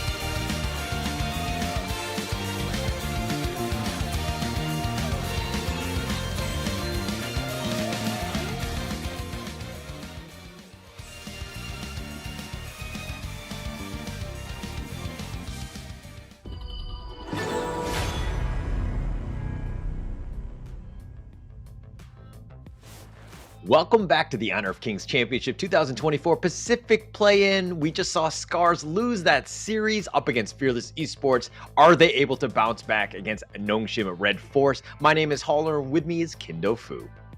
That's right, it's your favorite kind of tofu, and this time we have a different setting, right? So SCARZ, obviously, they have to deal with that loss, but you know, L isn't for losing, L is for learning. So we'll see if SCARZ is able to take the learning lessons and bring it to a much bigger and better play this time against Nongshim RedForce. Now, these two teams have met each other before. Yeah, they've met each other before in the qualifiers, but previously, I mean, I think that there was a little bit of a scrap between those two. Obviously, both of those teams really want it, but they're here now having that one last opportunity to get themselves in. This is, of course, the Pacific Play-In, trying to get into the Honor of Kings Championship. So much pressure, because again, this is a double round robin. You got to get yourself into this one. And of course, this is going to be the first team. We saw them play in the first match up of the day. It's going to be SCARZ, Rilver, Arashi, ASD, Gens, and of course Ochik to kind of round out that squad. Yeah, it was a tough situation to be in, right, for the side of SCARZ. I mean, it's always a tough one when you're placed up against a very strong team in the sense of Fearless Esports Hong Kong. But this time, not to take anything away from our Korean counterparts, I think it could be a new showing, right? It's always good to be warmed up. Now that you are in the thick of battle, you have that momentum, that aggressiveness, that adrenaline. Will work in their favor this time instead. Yeah, but this is pretty much it, right? It's one of those things where, yeah, you have, two chances at each of the squads. SCARZ already had that one opportunity against Fearless Esports, but you got to make a dent in this one. This is pretty much, to have yourself a chance going even into day two, you do not want to have lost twice. That would be an ultimate disaster for them. So again, this is going to be Nongshim RedForce. It's going to be Illusion, Haku, Kyung, Siri, and of course, Faye. Nongshim RedForce, I love their jerseys. All I can think about is the Shin Ramen. Oh yeah, exactly. And they are a spicy bunch, right? If you have seen them perform in the previous competition, which was the last chance to qualify, they they have the quality as well, right? It's a team you cannot ignore. They are a very clinical team, not just in execution, but in the drafting as well. The thought process is really clean on this Korean side. So let's see, right? SCARZ going up against Nongshim RedForce. What is this battle gonna be like? I don't know. We're gonna have to find out. I think that we saw the growth of SCARZ. I mean, they played much better than they did in that last chance qualifier. And going into this one, I'm expecting to see Nongshim, level up their game as well, right? You talked about the whole L is for learning and not losing. I don't think that applies into my ranked games where I feel like there's a lot more losers in that sense. But nonetheless, I think that this is one of those series where this is pretty much all she wrote, right? This is the time to really step up because again, you don't want to be 0-2 in this only 3-team group here. Well, I thought you could be better. That's what she said. But in this case, you know what? We'll see if these two teams have the quality to not just take a tester against each other, right? First game, I think normally it's kind of like an appetizer. Okay, what do you really like, right? What kind of game style do you have? What kind of mechanical skills do you have? It's always interesting to see how the first engagement is going to be like between two teams. Yeah, I don't want the appetizer in game one, man. I just want to go to the main course. I want to get at it, right? And that's kind of what we saw in the first match of the day, where SCARZ was kind of like they were winning. They got punched in the face. They were not able to come back. If Nongshim wants to do the same thing to SCARZ, that could be mentally draining going into the end of day one for them. Yeah, and this is one of the challenges, right, as a professional. So, of course, this time it is going to be a little bit tougher for the side of SCARZ because they are going back-to-back. This is their second game of the day in a row. But, you know what? As a life of professional, you have to be ready for all of these, right? You have like, 4 scrims a day, 5 scrims a day for some teams. It is part of the lifestyle of a professional. And at this point, it's important not just to be good, but to be consistent as well. And SCARZ, I think if they can be consistent from their game 1 performance, it could be a nail biter for this one. Okay, you talk about fatigue. I don't think playing 2 best of 3s back to back is that difficult. Plus, SCARZ are sitting in their seats, the same seats that they sat in the first match. So that seat is nice and warm for them. I don't know if they like it that way, but nonetheless, they're going to be into this one. And it looks like they're kind of comfortable, right? Going into this one, I think Nongshim RedForce, this is the first time on stage. Seeing their opponents across from them might be a little intimidating. You have the crowd, you have all these different factors of playing live. Do they need a warm-up game? Because we know that SCARZ have been warmed up. Yeah, exactly, right? I think the main difference for both of these teams was in the last competition that they had facing off against each other, they were playing from the comforts of their own home or maybe their own team training facility, right? Now, we are all up in Abu Dhabi. This is live happening, face-to-face, right across your opponents, right? The level of stress, slightly different. Slightly different for sure. But again, you want to make it to the big stage. You want to go to the Honor of King Championships. Step up. Now is the time. There's got to be so much pressure on these players to just really perform because you not only have, the team that's backing you up, you have your teammates, you have your coaches, all the support, staff that you have, plus you have your fans back home that you want to be like, hey, this is us. This is what we're going to be. Yeah, there's a lot of weight on their shoulders, right? You're not just representing yourself, you're not just representing your team, you're representing your region as well. And one of the things is you're going to be taking part on this, on the world stage. Now, we are already technically in the world stage. They have traveled overseas, they're now in Abu Dhabi, and now they're playing for all of the people across the globe. But going up against a monster that is stronger than you is a good learning experience, right? It is where you kind of like, hey, you know what? This is the weakness that our team has been facing, or yeah, this is our strength of our team. And this is where you really learn a lot about yourself and it levels you up. Yeah, and kind of we saw this from, the EMEA team yesterday in the qualifiers there, where basically Major Pride, who had a disastrous season 1, I think they were winless throughout, and they came back and they actually pulled it off, and they're playing in the EMEA play-ins. So this is a team that has really taken those losses and turned them into lessons, and they're, really starting to strive and to hit that peak, right? And they're doing a very good job. So going into this one, we saw SCARZ level up. We saw that team play much, much better than we had seen almost throughout the entire time that we've seen them on the Honor of Kings esports stage. Oh yeah, for sure. So this is a really good one to watch, right? Because I'm super curious about how much Nongshim RedForce have improved or have learned as well. It's been a couple of weeks, right, since the last performance on stage with the last chance qualifiers. This time, I wouldn't say it's a last chance qualifier, but you know the stakes are pretty high, right? If you do not make it through, it is going to be a painful journey going back home. All right, this is like the real last qualifier, right? Going into this one. I mean, there's not a whole lot of time left going into this one. The Honor of Kings Championship is around the corner. It's going to be in October, getting into that one last spot. And I believe there's 16 slots going into that championship. There's going to be a lot of the titans that we've already seen, even coming in from season 2 in EWC. So again, a lot of pressure going into this one. Are they able to level up? It's one thing to survive your regionals, but it's another thing to even take it further to that international level where you're playing against like the titans like LGD, for instance. Oh yeah, for sure. And now with that being said, I think we will be heading into the BP, the ban and pick really soon. And here we go. So Yi Huan definitely not going to be an option for either team. Nongshim is going to take it out of the picture. Dolia as well. So two very, very important bans simply because they are so monstrous at giving the growth to their team. Yeah, a lot of growth. I mean, Dahlia has been banned quite a bit. It's either banned or picked. They go with the first phase ban, and they actually back it up as well. Nongshim is going to ban out the Arlie. So the Yuan as well as the Arlie going into this one, and of course forcing it out. SCARZ had to have banned the Ogren here, or else Nongshim would have first picked it.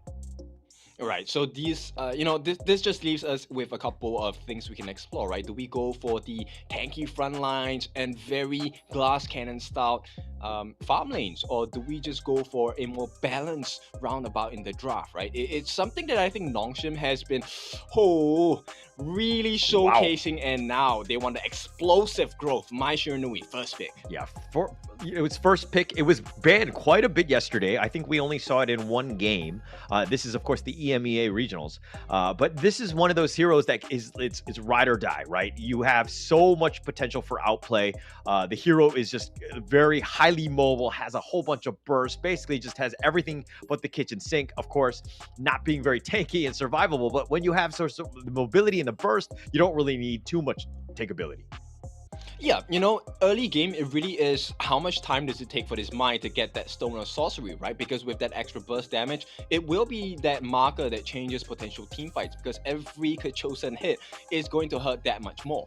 Yeah, a lot of damage there. And it looks like SCARZ is going to respond with the Lianpo and Luong to two L-named heroes, kind of counter-picking that one in. But Nongshim going with the Byron and Motes. Your thoughts on these two here?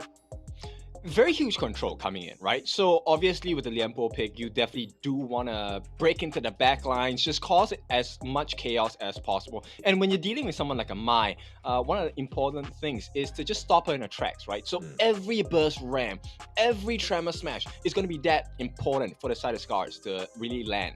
Yeah, it's going to be super important there. And it looks like they're going to finally go end the phase 1 draft with the Lady Jean pick. They ban out the Lady soon. Nongshim goes with the Elaine ban. I think that these are good bans throughout. But okay, what about the Mai, where you're like, hey, Lady Jean actually has a pretty decent matchup in that mid lane? I think, wave clear wise, of course, Lady Chen definitely takes the cake for that one. But depending on how the Maya player plays, which in this case is going to be Illusion, you can just forego clearing the lanes and try to clear the hero first. Okay, yeah, it has a lot of potential for that. SCARZ here going with the Prince of Lanling. We saw it again in the past. Nongshim was able to play that one with Haku playing it, but they're gonna ban it out here. They just don't want to deal with this stealth monster, so to speak. Oh yeah, for sure. He offers a lot of stress to the side of SCARZ, simply because it also forces out Lady Chen to throw that Ocean of Tears as a defensive measure, which is the one thing you don't want to do. She has very little time in between the skills. She doesn't want to get caught out. Okay. Dharma going to be picked up here, Clash Laner for SCARZ here. I think it's a nice, initiator. It starts the fight. It's a little tanky. It provides a lot. Lianpo can then counter initiate on top of them. So you needed that frontliner in addition to the Lianpo. So again, just a lot of synergy on these two picks. But yeah, you need to protect the Lady Jean and Luong as much as possible.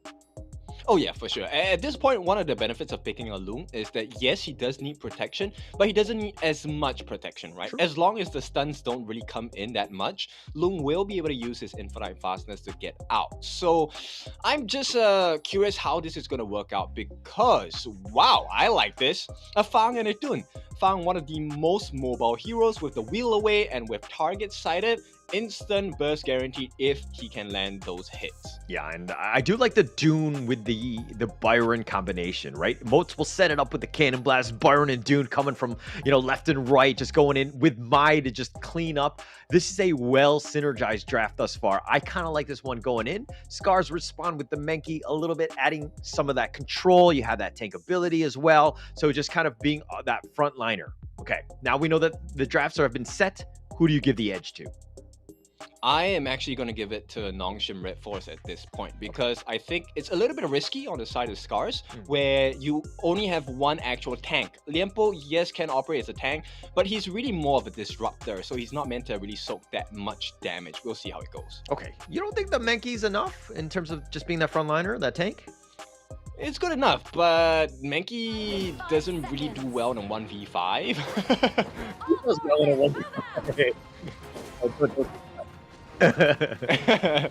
All right, it looks like that's going to be the draft. We're going to go into game one. This is, of course, the second matchup. It's going to be Nongshim RedForce versus SCARZ. SCARZ lost the first matchup, so they desperately need to win this series going up against the Korean squad in Nongshim RedForce.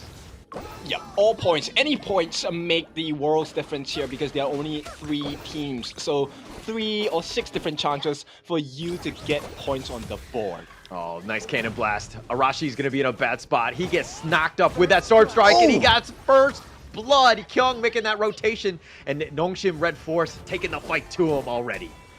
Yep, the storm clouds are gathering on top of SCARZ here. They don't have the best start, and Haku is just going to straight invade into the jungle here. Yeah, but they're going to leave the Crimson Golem alive, realizing that Arashi is going to be up. Not enough time to burn that one down, but they've already taken the boards. They've taken a first blood as well. So Nongshim RedForce, if they were looking for like a good start to the game, this is pretty much it.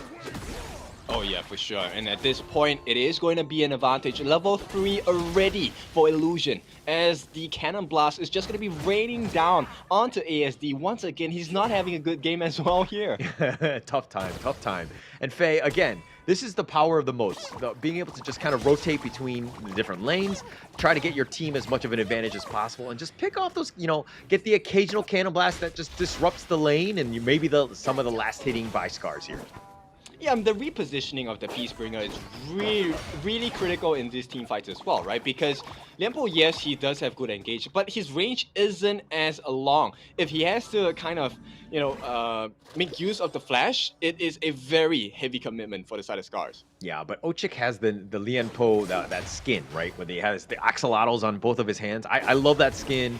Just picked it up myself. So getting into this one, he definitely has the cuteness level of the skin here. He throws out the Magma Slam, gets under the tower. He's going to be fine, though.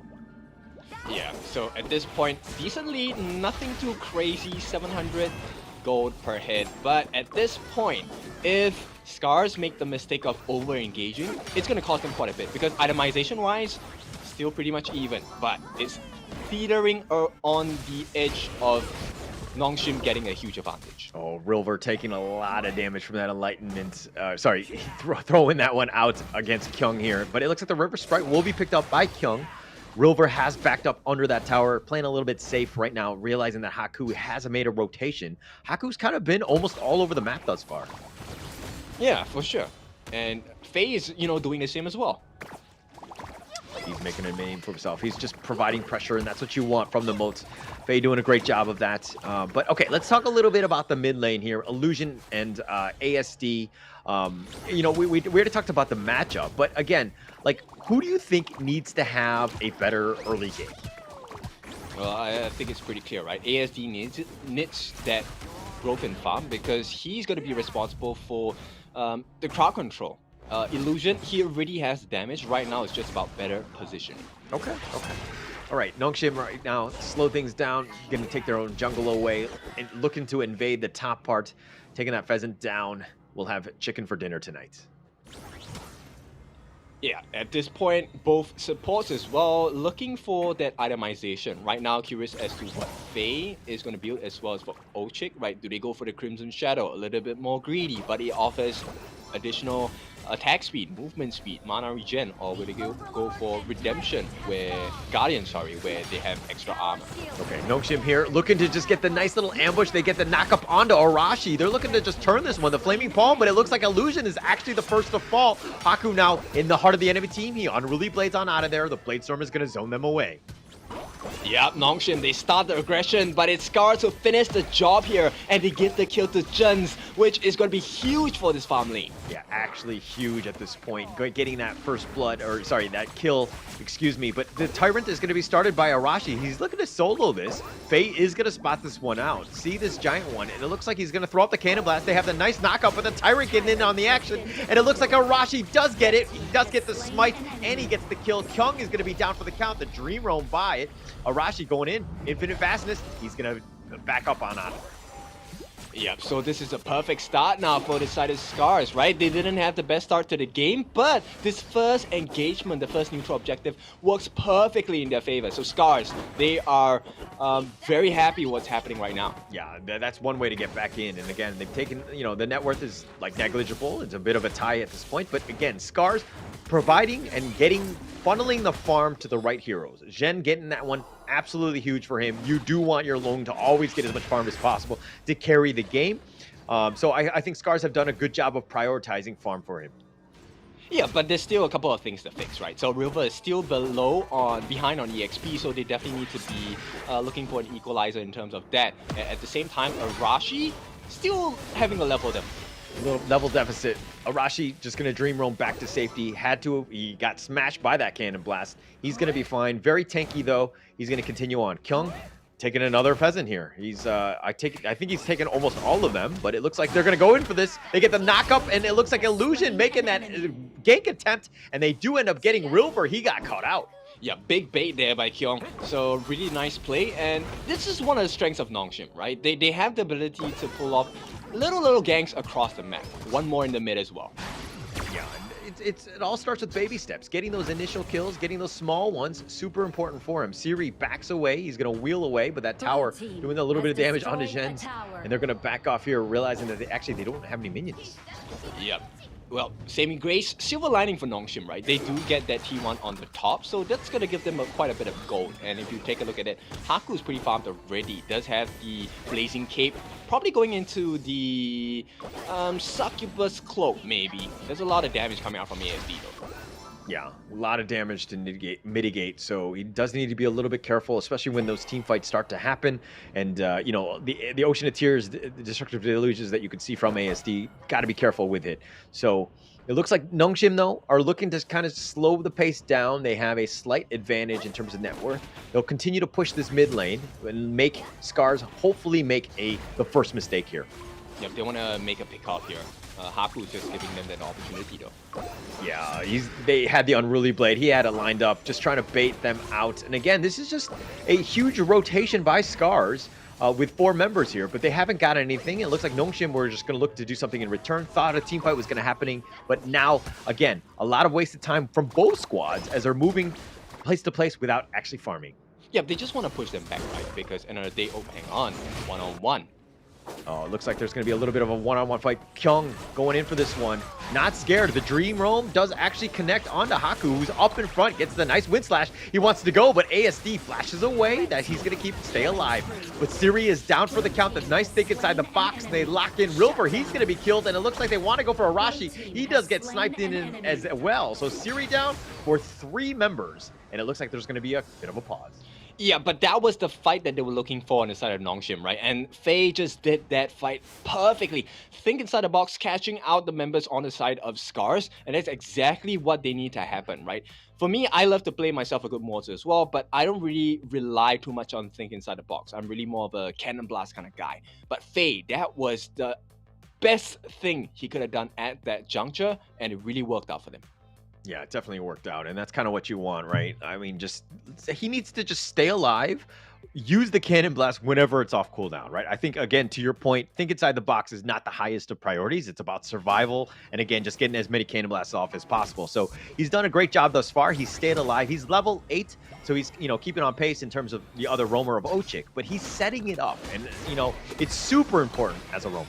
Yeah, at this point, you know what? I'm having a lot of focus on the Ochik because he is having a hard time, man, even in this game against Nongshim, because they haven't allowed him any angle to really address and come into the fights at the perfect timing.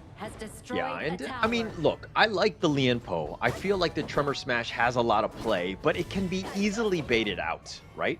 And I use quote-unquote easily, obviously pro players are on another level of bait, but it's one of those things where you got to be super careful of when you use it, because Lian Po, if he smashes at the right time, you win the team fight. If you get baited out, you have it off cooldown, you're not able to really use his abilities to the best of his abilities, you're going to have a hard time. You might even lose the fight. So it's like very, high risk, high reward kind of thing for that.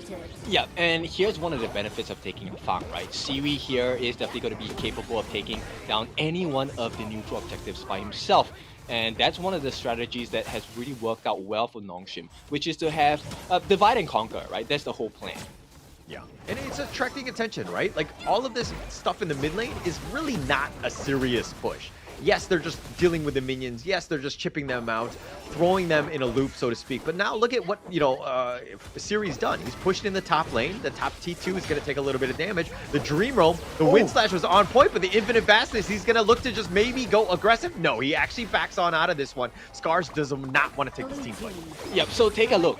Perfect wave management, right? They don't even need to kill anyone. They just take the turret. Absolutely perfect there. And that provided a lot of space for Siri to get as much, push down that top T2. Forced it out, right? You look like you're going to go for a team fight. No, it's actually just a feint.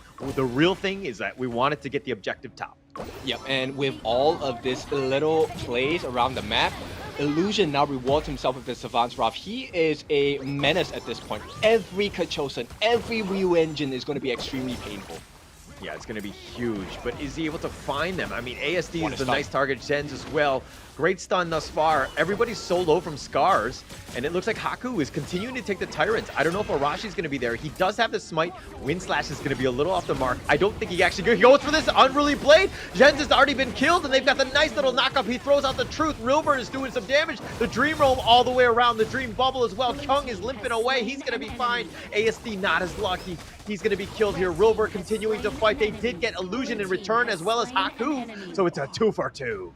Oh, big fight for the side of Nongshim there. I mean, they understood the win condition, so they committed every single thing. At this point, Haku dying, not a problem, man. We have Siri if we really want to commit to taking the neutral objectives, but at this point, the map is easier to control, and the map is more important. Yeah, it's definitely more important here. Nongshim right now is coming out with the victors in that team fight by a slight edge. Yes, Illusion and Haku had gone down, but that opened things up. Now with only 4 members, ASD just got respawned. He comes back to life. The Dream Bubble onto Faye. He's going to be surviving, and they do take the Tyrants. Yep, it's not a team fight play, but Faye with that thing inside the box, just stopping Arashi from coming in is a huge achievement, because that, puts them in a very horrendous position. Now they have to fix the waves, and this opens up the map perfectly for Nongshim, right? They have so many options. Do we want to go for the debuffed status of going for the Overlord, or do we want to get for another fight, right? We have that Tyrant's buff. Yeah, and they've got the Tyrant buff, and they're pushing them along. SCARZ have to just hide under those T2s, just trying to stay alive, been pushed back. This is a good one. You push with the wave, you force them all out to have to play them defensively to deal with those waves. Now you could actually back off and take that Overlord if you wanted, but the world is your oyster, so to speak. Yeah, for sure, and they have the shocking device as well, because they are just chucking them out of their shells. Rilva will not be long for this world. Oh, Rilbur is getting gone on. He's going to use it. No, he's going to be killed. Illusion takes him down, slicing him down and takes it out. And it looks like Ochik somehow surviving, but that's the pickoff that they needed. He's down for 30 seconds. Yep, he had to commit everything in his arsenal, and at this point, it's just pressure on pressure for the side of Nongshim RedForce. Yeah, a lot of pressure here. Arashi's still up in front. He gets Wind Slash. He's going to Lingering Dream to keep himself into this one. Wants to just tank them and just kind of push them away. Kyung actually uses the Force Field Suppression, but they've been scared away. They're going to look to regroup. No, it looks like they're going to take the Overlord instead. Yep, and with all the fake outs on the fights, now Nongshim has bought so much time that now the debuff is gone. They are free to go for the Overlord as and when they want. Yep, and they've taken it out. You know, that was nice play by Faye, just staying up in front, providing that vision, seeing who was coming. Jen was there, threw out a cannon blast, and just pretty much ended that attack. Arashi now getting gone on here. So tanky. Yes, he's tanky and survivable, but he's not really doing a whole lot of damage. Hasn't had that perfect dream room just yet. Yep, and if you take a look at the levels at this point, Ochik under level, he will not be able to dive in safely. He can, but it's a risk. Yeah, it's going to be a risk. And I would think that he wants to be the second initiator. You don't want to be the first one, especially being behind. That bottom T2 is going to get destroyed here. Arashi taking a lot of damage. We're trading with Haku at this point. Oh, Faye needs to be careful. He Peacebringer's back. Looks like they're just going to kind of play at a knife's edge, try to stay at the maximum limits. The Burst Ram doing a little bit of damage as well onto Haku. But again, SCARZ looking to just disengage, protect that T2 mid.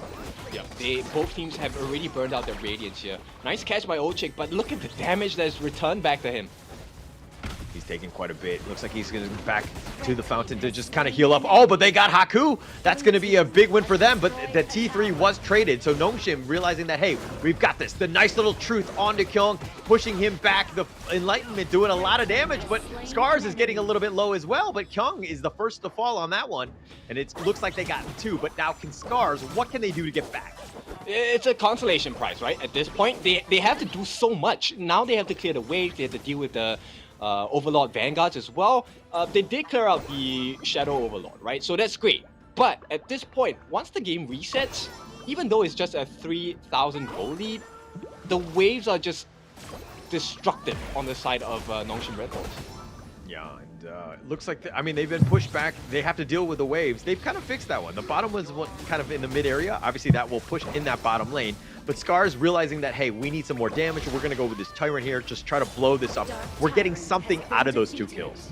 Yeah, well, of course, this was the only option available to SCARZ. It also plays really well into the draft because they are a team fight draft, right? They want to go for the team battles. They want to get the kills. So this buff for the next 75 seconds, I don't think is a great idea for Nongshim RedForce to just fight head on, but a baited fight will be good. Yeah, a baited one, just trying to pick people off potentially, right? Oh, Siri! Oh, barely survives that Flaming Palm. I thought was going to pick him off, but he does survive somehow, sticking around. That was very, very close for Siri. Yep, too close for comfort, to be honest. I think that both of us kind of freaked out at that point. But one more thing that's going to add on to the pressure here. Scepter of Reverberation into the hands of Illusion. So I think Nongshim, they're ready to fight at this point. They're ready to fight. They want to get the pick off. ASD's done a great job of just hiding in the back lane. He has not been an easy target to find, but it looks like Haku, Unruly Blades, he's going to be back. Hides under that tower, keeping it alive, but SCARZ now have that push. They do end up taking the mid T1. Holla, I don't know about you, but it feels like Jens is playing with a little bit more confidence. I like it. Yes, we will go into a pause, so that gives me a little bit more time. But Jens, I think, in the last 2 to 3 minutes, his positioning has been on point. Yeah, he's been on point. He's been good. I mean, he needs to really step up this game, right? I think that he died a couple times, a little, not to say carelessly, but, you know, unfortunately for him, he did get caught out in some of the earlier games, and that was in the first series going up against Fearless Esports. But this is one where he's playing a little bit more, a little bit more cautiously. He's staying in the back. He's trying to get as much farm as possible because, again, they really need his damage in that mid to late game. Oh, yeah, for sure. But so far, I'm pretty impressed, right? They have been playing from behind, but suddenly, if you take a look at the way that they've been playing in the past 2 to 3 minutes, it feels like they aren't playing from behind, right? I think they kind of see a window of opportunity on how to take the team fights against Nongshim RedForce, and they might be trying to force that weakness or force a mistake coming out from Nongshim RedForce. Yeah. It's one of those things where, like, net worth be damned. I don't care. I think that, our level point, we have enough to do some damage. We have decent team fight. This is our time to kind of take the fight to the enemy team right now. And I think SCARZ are taking advantage of that. They're trying to force it out. They're trying to put Nongshim on the defensive, who have been, I would say, largely the aggressors throughout this game. Oh, yeah, for sure. Now, we will head back into the game itself. And if we take a look at the state of the map itself, it's definitely more blue, right? There's so many turrets taken away from the side of SCARZ that I think it's going to take a huge team fight, one ace probably to kind of reset things in their favor. Yeah, it's one thing to take that, to get that ace to start that team fight. But again, the bottom T3, they need, I mean, it's been taken out, right? So it will constantly push. They need to deal with that. So any sort of affront, any sort of aggressive play that they have, they need to ensure that they fix the lanes before they do it. It looks like Rilver is going to be that guy pushing it out. Now you have a 4 versus 5 elsewhere. Nongshim may be looking to start things off. Yep, it's a battle of the farm lanes. Both farm laners are 6 slotted at this point. Oh, the Unruly Blade keeping him alive. Haku takes a little bit of damage on that return, but it looks like they want to go for this one. SCARZ going in for this one. The Dream Realm is going to try to chase after Siri. He wants to go. He's about half life. Does need to be a little bit careful. And it looks like they want to go with this. The Enlightenment doing some damage as well, but the nice Wind Slash. The Unruly Blades back to safety. They're playing a little bit, more on the defensive side. Who gets caught out? They're starting to do a little bit of damage. The second Wind Slash does miss. Arashi's still up in front, half life. Man, he's very tanky. Oh yeah, this is them just feeling each other out. Illusion. Every Kachosen that's missed is unfortunate because it gives away his position, and at the same time, this gives SCARZ a little bit more sustainability because they understand now, hey, we can actually take this fight. Yeah, but Arashi and Ochik are really not the targets that you want for the Kachusens. Dream I mean, they're the tankier of the two, but it looks like the Overlord's going to be taken. Haku's going to smite that one and secures it. The Unruly Blade, he's going to do some damage, and then they go in for this one. Arashi, he's going to finally be killed. They finally found him, but Siri's been killed, and he's going to be back on the list. And it looks like they want to go for more. They got Rilver as well. That's a 2-0 thus far, and now they're 2-for-1. Illusion is down. This is the best gameplay from the side of Nongshim, right? Faye stopping the Dream Roam with the Cannon Blast, and of course with Illusion. He's there now, but he got that real engine 3-man knockup on the backlines that just caused chaos. Okay, caused a lot of chaos. And speaking of chaos, this Blade Storm all the way up in front, zoning. Haku still up in front. They're looking to push that top lane. Oh, but the Flaming Palm! Oh, Zhen's is starting to do some damage. He has a ton of it right now. Yep, if you can't take the heat, get out of the kitchen. They will not be able to break any more tier 3s on the side. They do get the one on the top, but, SCARZ, they still survive. Somehow survive, right? They need to slow the game down. At some point, it's one of those things where at what point do they have enough farm to really start winning these team fights? SCARZ right now on the back foot has one single T3 mid standing. That's like all she wrote in terms of defense, but now this Tyrant fight is going to be pretty huge. Okay, so whatever advantage you have acquired for yourselves on the side of Nongshim, it's probably going to be negated if they get the next Tempest, which is going to appear in the next 50 seconds or so. Right now, SCARZ, main focus is let's get the Tyrant. Yeah, looks like over the steal! Oh, Faye! Oh, he somehow gets it with a Cannon Blast, picks it off, and Faye with a flex. Oh, all that work by SCARZ. Now they're on the run. They're trying to just stay alive. Not getting that one. The Dream Roam back to safety. It looks like they're going to go for this one. They're just going to run away, and in shame, because you let the enemy roamer get that steal. Yep, it is a Cannon Blast that not just deals magical damage, it deals emotional damage at this point because SCARZ now on the back foot. There is a Tyrant's buff, Shadow Tyrant's buff moreover on the side of Nongshim. Okay, and it looks like this is going to be a huge fight here. Enlightenment doing a decent amount of work on Kyung. With the infinite fastness, he thought about going forward. He's going to back up, just deal with the minions. The T3, it looks like it's been taken out. This is the Tempest Dragon has spawned. This is going to be a massive one. Who wants it? Oh, both teams definitely want it. At this point, Nongshim RedForce, they're going to be a little bit more safe, right? Because the debuff is going to be on their hands for another 28 seconds or so. The Primal Bond, really effective at this stage of the game, especially when you're dealing something as tanky as the Tempest Dragon. Yeah, but just even getting to it is going to be tough, right, from both squads. I think Nongshim wants to kind of push them back, control them, and then, make them just deal with their own minions, fix the lanes a bit. SCARZ right now on the run, just trying to stay alive at this point. They've been pushed back, and Nongshim have done a great job of just kind of imposing their will on the enemy team. Okay, but at this point, no buffs on the side of Nongshim, and we have both buffs on the hands of Zhen's as well. So he's going to be very vital in this team fight. He cannot afford to die flanked by Kyung on the backlines. Yeah, he needs to stay alive at this point. I mean, Illusion just kind of throwing out those Kachusens, just staying alive as well. Faye just trying to scout it out, sees Arashi, wants to lock him down with this Tempest. Kung is looking to go in. He seems to be in the wrong side of this. He was the heart of the enemy team. The rest of the team were not on the same page. This could be a bit of a disaster. Dream Realm going forward, tries to go in for this one. The Tremor Smash is a little off the mark, but they're looking to turn the Infinite Fastness and Sage's Sanctuary, keeping him alive. No, Siri's going to be down as well. That's 2 already, and now they want to go for Haku. They're forcing it down. Haku, he's been knocked up one more time, and they get the Flaming Palm to slice him down. Haku is down, and the Tempest Dragon is still up, but they need to deal with the base. The minions are turning into Winions, and they actually win the game, and that was a huge disaster for SCARZ.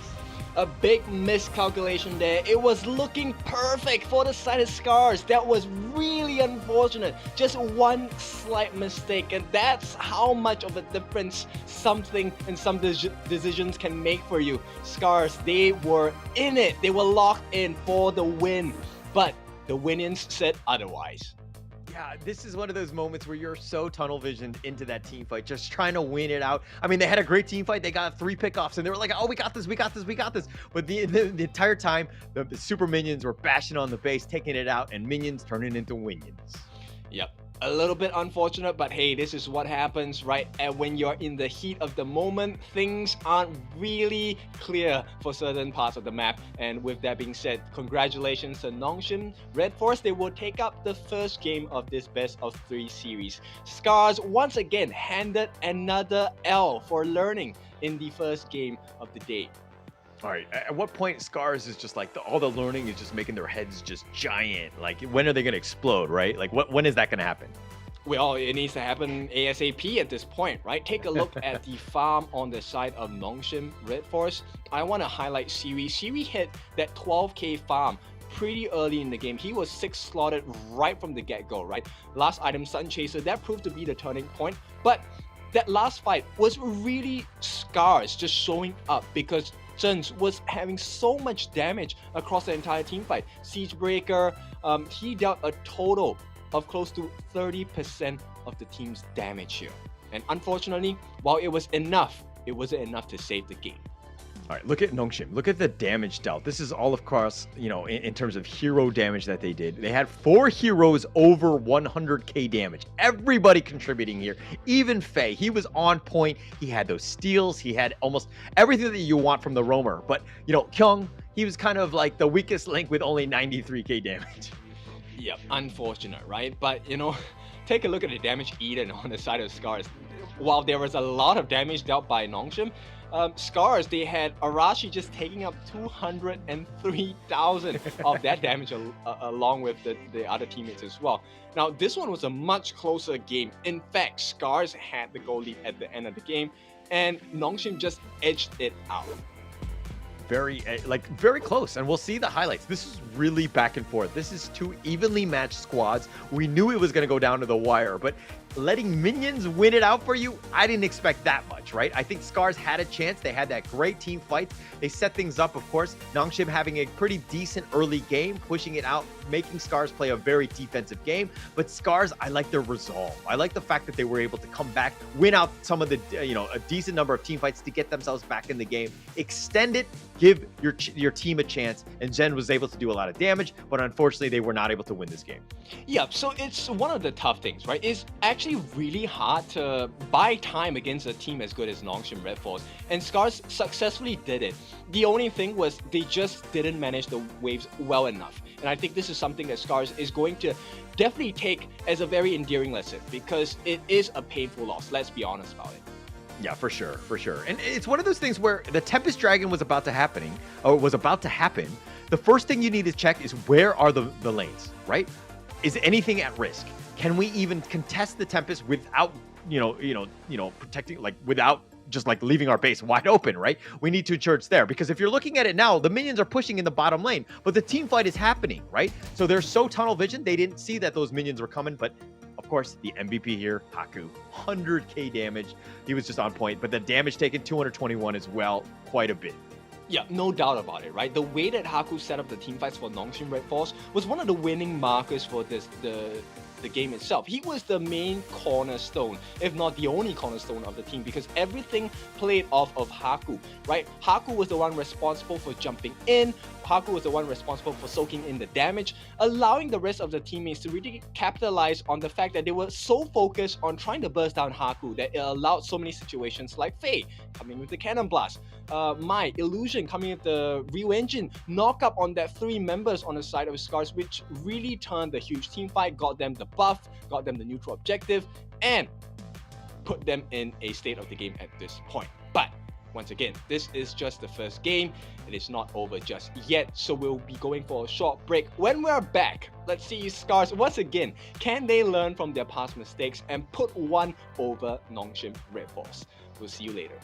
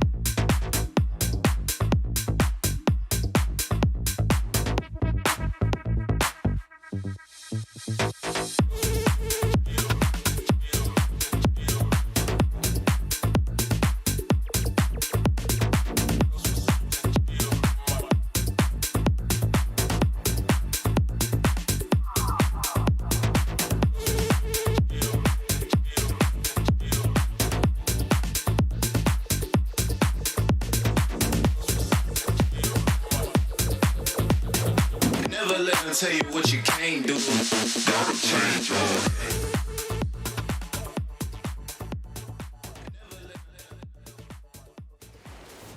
Nongshim RedForce let their minions actually get the victory on that one. That seemed like an interesting one. That sixth player, so to speak, of those minions just pulling out the win. SCARZ unfortunately drop another game here.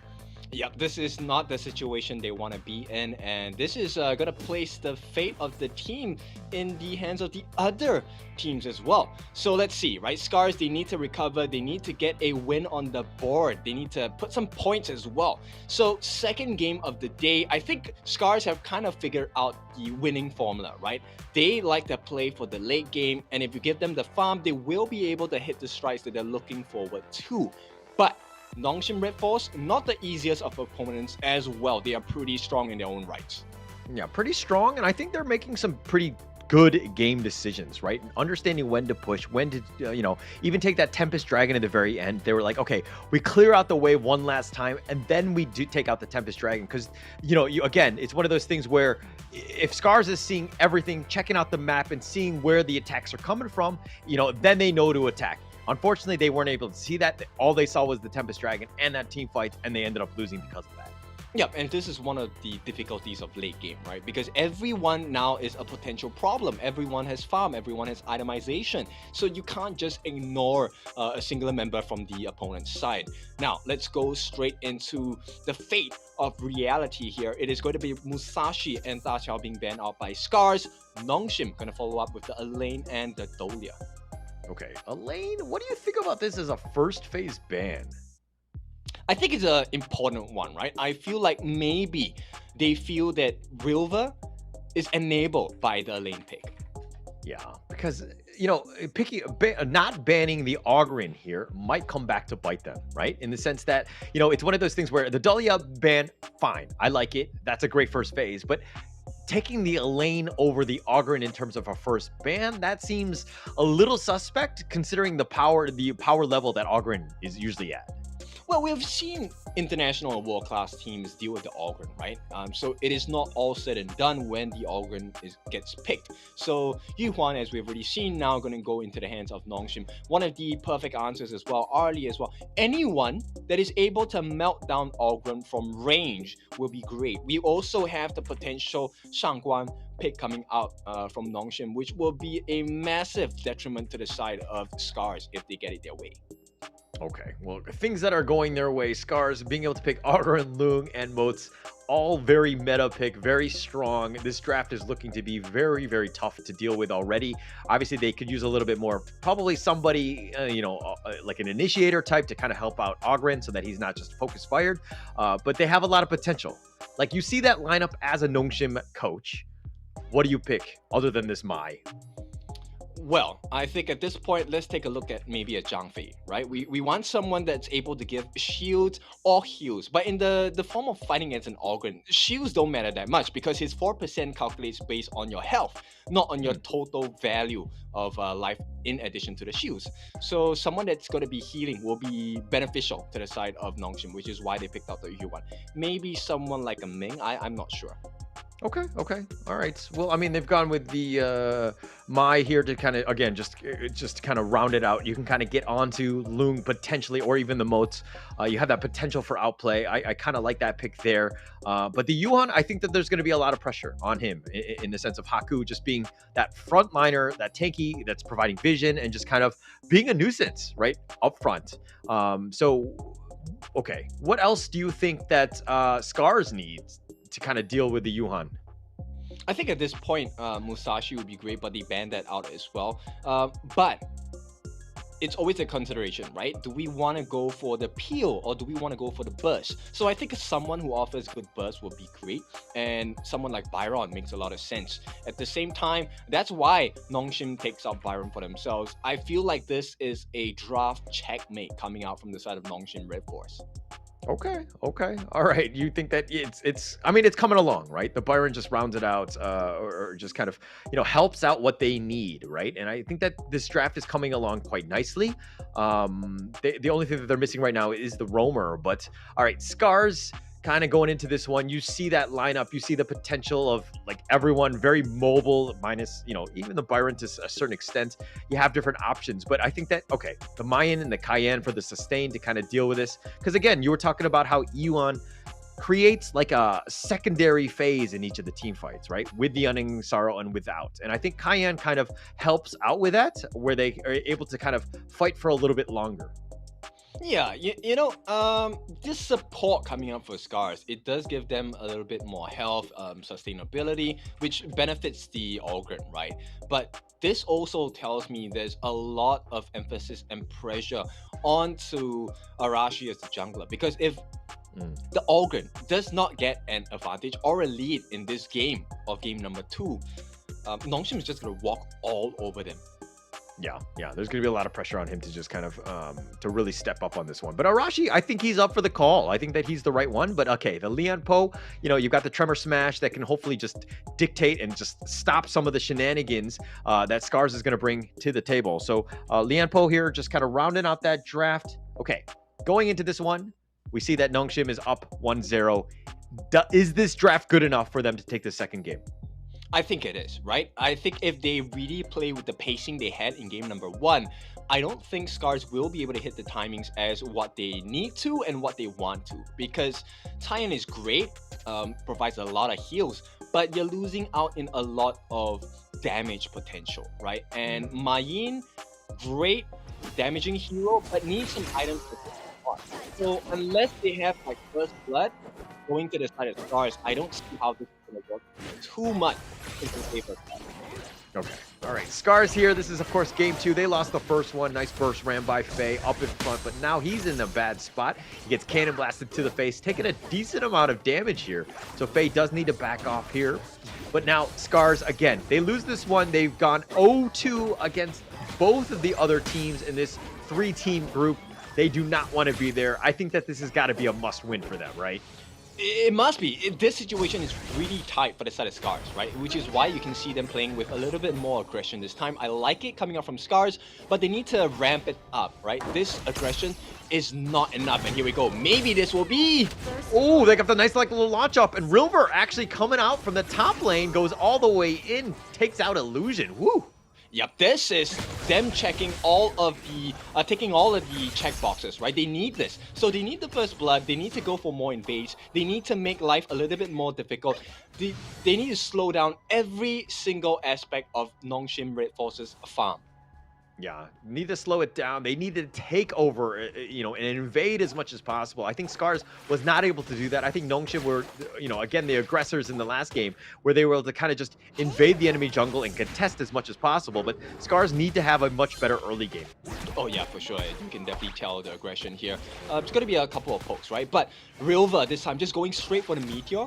But on the flip side, Kyung understands that, hey, they are going to be more aggressive. Let me be a little bit more defensive. He gets a Nettle Gauntlet as the first item. Okay, all right. I think it's going to start things off strong here. Nongshim here just, again, invading with Haku. Rilver, all he can do is really watch at this point. Not really much you can do against 1 versus 2. But, okay, Arashi, you talk about the fact that Ogren needs to get as much farm as possible. It looks like he's even stealing the mid lane farm from ASD. Is this the right decision? At this point, based on what's happening in the map, yes, because there's nothing else in the jungle camps on the side of Nongshim RedForce. So he needs to be consistently on par. He needs to make sure that at every single moment when the opportunity opens up, he needs to be farming some sort of camp, be it his, big Nongshim's, it doesn't matter. He needs to match up because Haku will be very fast. Yeah, will definitely be very fast. And Arashi just, again, it looks like they're funneling as much as possible. Like, Arashi's taking all the mid lane as well as the jungle. They know their win condition, which is going to be around Arashi. He's the highest thus far with 2K. So, again, I think SCARZ have done a great job understanding priorities at this point.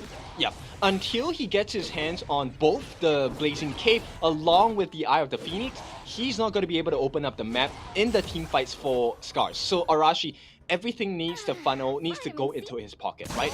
It's fine if it's delayed, hang on, one-on-one in the mid. Yeah, just to think inside the box, just to kind of, I think he was just flexing at this point. Illusion's like, haha, you can't go anywhere. Just, that was pretty much it. There was really no threat of a kill in that case. Yeah, but Arashi here, again, just farming, level 7 Haku. Keep it on pace, though. Yeah, we'll really see, right? Arashi's gold is super important for SCARZ in this particular map. Jens, yes, he's the farm lane. He needs to farm based on the farm's lane name, but he can take a backseat for the moment because with Arashi unable to tank, that will be the detriment to the fights for SCARZ.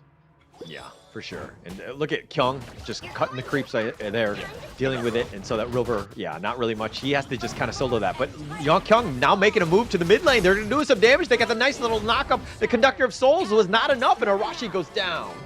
That's 5 members on the side of Nongshim in the first 4 minutes of the game. Perfect timing for them because now they get the Tyrant for free and they get the kill on Arashi. So they stop the farm, they get that explosive growth on their ends, they have the Tyrant's buff as well for the next 80 seconds. Everything working well for Nongshim. Yeah, and it all kind of starts with, again, the minor details. It's like, Kyung, why did he split, why did he cut the creeps in that top lane, right? He cut it out, made sure that River had to stick around because he has to tank the top, minion waves that are coming. Kyung was able to rotate, and with that rotation, they were able to get that kill. And then it compounded into the Tyrant. So small things that just really add up to a much larger equation, so to speak. Yeah, at this point, ASD, I'm not really a big fan of his itemization. He does get the Holy Grail. He's going to have 20% cooldown, mana regen as well, but he's not going to be very defensive, right? And means his growth is going to be stifled for quite a long while. He's not survivable at all. Yeah, he's gonna, it's all in or all about the damage at this point, just trying to do it that way, just with the burst, hopefully just looking on his positioning and not really, take too much damage. But SCARZ, okay, this is a little bit of a wash in terms of net worth. It looks like they want to go. The Conductor of Souls, Kyung, uses the force field suppression, just trying to stay alive. He's going to let the Overlord do some damage with the flash over the wall, and Kyung stays alive. Big outplay there. So Arashi is trying to look for more, going to use the Path of Passing as well. At this point, it really is damage limitation because Nongshim, yes, the goal lead is not in their favor just yet, but the game is. Let's be honest about it. Yeah, it's definitely, you're kind of starting to feel it. Arashi hasn't, yeah, they've been prioritizing, but he's not even the tops on his own team right now. So there's a little bit of wasted time or whatnot. He's trying to skirmish here, but he's not getting any conversions with any kills to kind of help him along. Yeah, EXP definitely going into the equilibrium at this point, and look at the damage they're able to do, right? Arashi, every time he's delayed for the Blazing Cape as well as the Eye of Phoenix is not good for the team. Oh, River taking a lot of damage. He uses the healing dew, but Kyung is going to take that top T1, and with the help of Haku, just also waiting in the wings with Illusion, there's really nothing River can do, and they lose the top T1 tower. Yeah, now the momentum is definitely in their favor. Arashi caught in between 3 and 4. Yeah, and Ochik on the run. Oh, nice slam up. That was the tremor smash that they wanted, but where's the follow-up damage? The infinite vastness. Is he going to go aggressive? He's looking to turn this, and he does. And it looks like he wants to go for Illusion. He's trying to force this one out, but he's going to back off, realizing that the rest of the team has disengaged.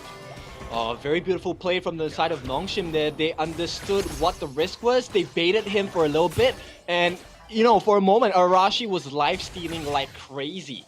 And Nongshim recognized that. They said, let's not take the fight. Yeah, not really worth it. Smart disengage there, not giving up anything. And again, this is a bit of a coin flip still. It's like no real strength, or nobody's really in control of this game as of yet. It's still just about the farm and the next big item.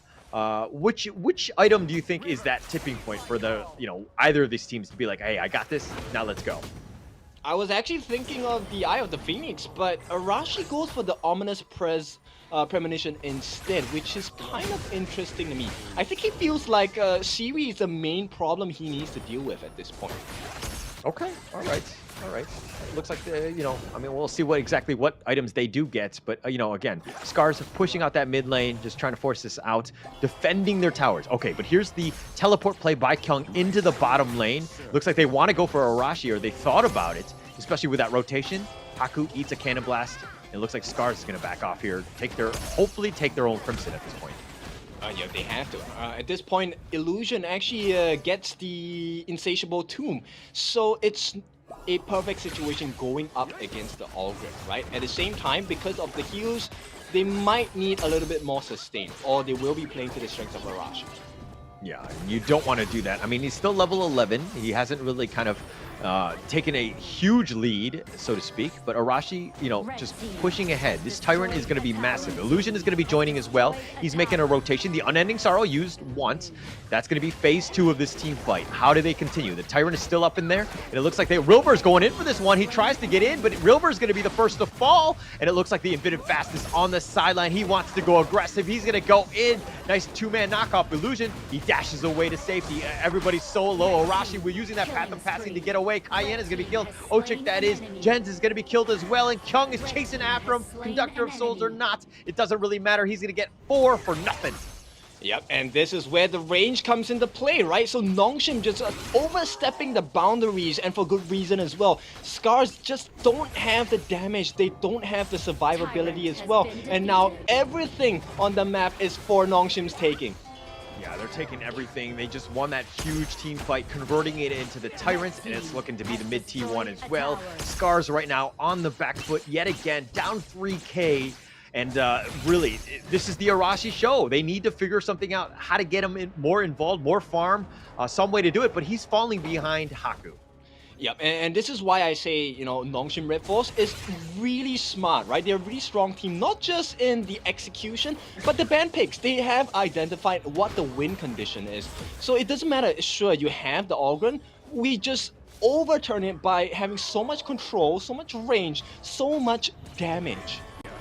It's all about the damage at this point, right? And it kind of seems like Arashi trying to chase after them, but there's no way that you just literally just chase after without some sort of, you know, set up, some sort of stun. But, you know, Rilver all the way up in front, he's trying to get serious, so to speak, but it looks like he's going to just whatever on out of this one. He's going to get back, but it looks like Siri did get that tower in the top lane.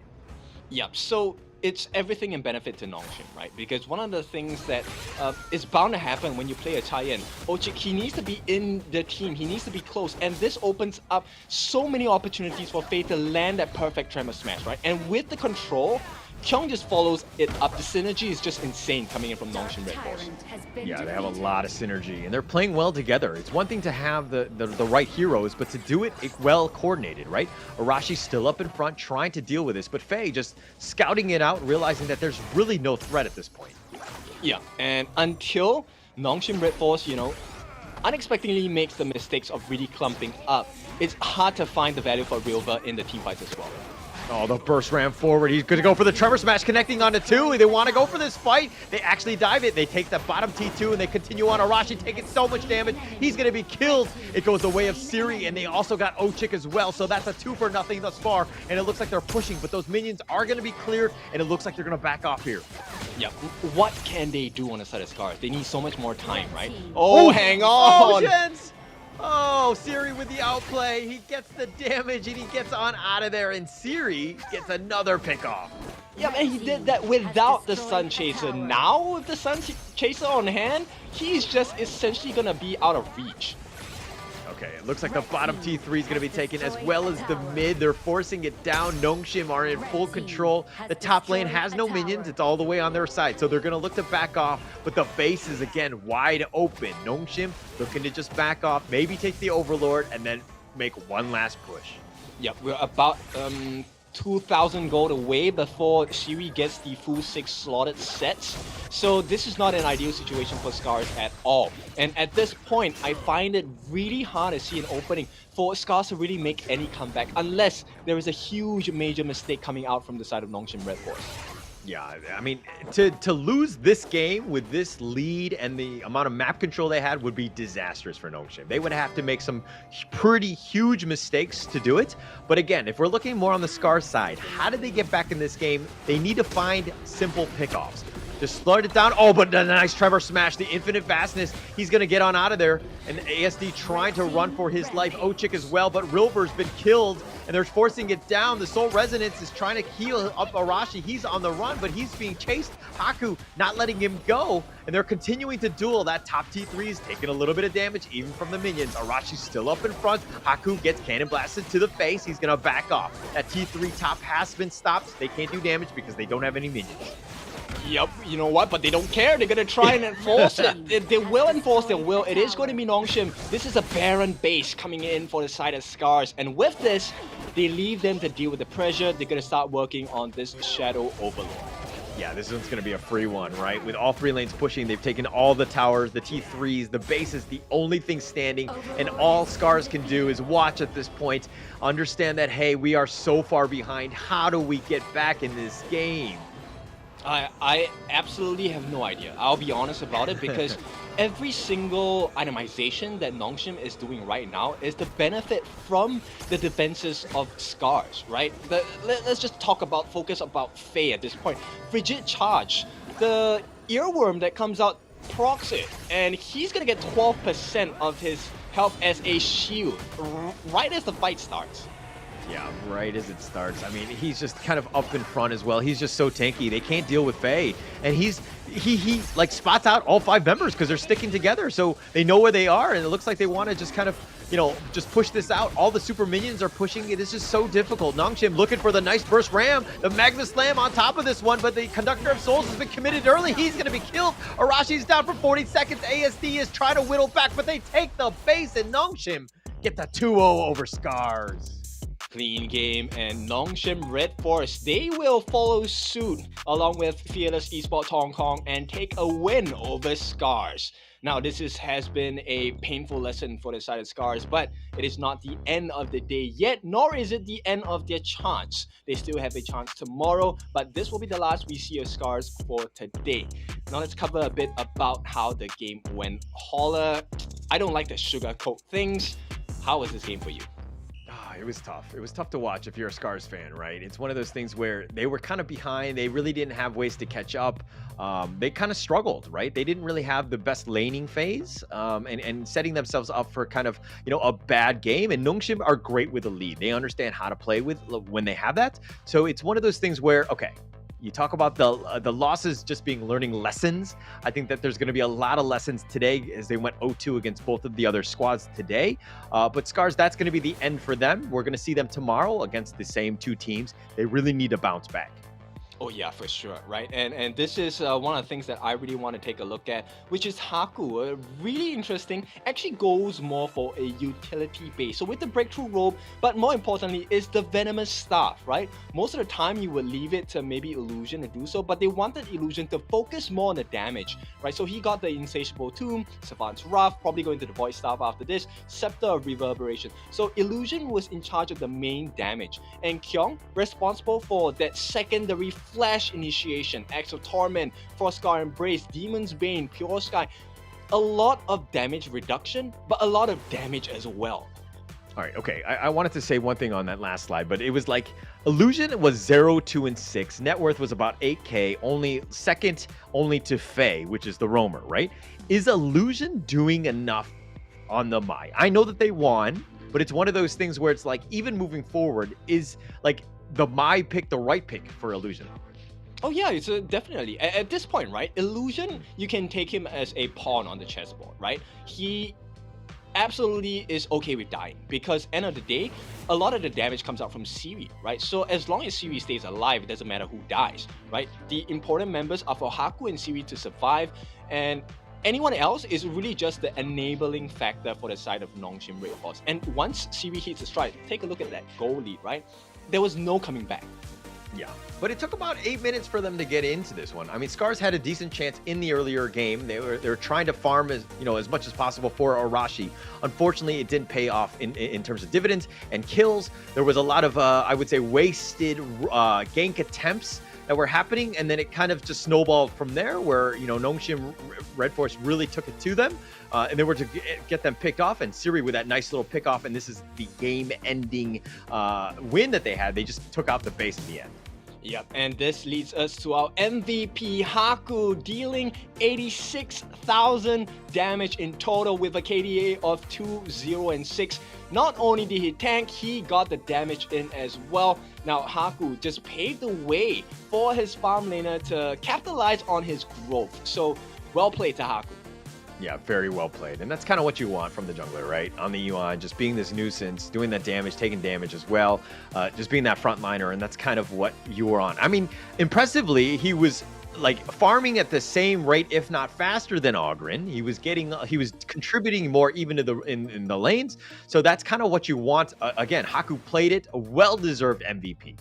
Yep, for sure. So this has been a strong showing, right? And now we will get to kind of see who is the true champion. So both of these teams have gotten a win against SCARZ, but our last game of the day will be Fearless Esports Hong Kong going up against RedForce at Nongshim RedForce. Now, before we get to that, we'll take a short break. Check us out later.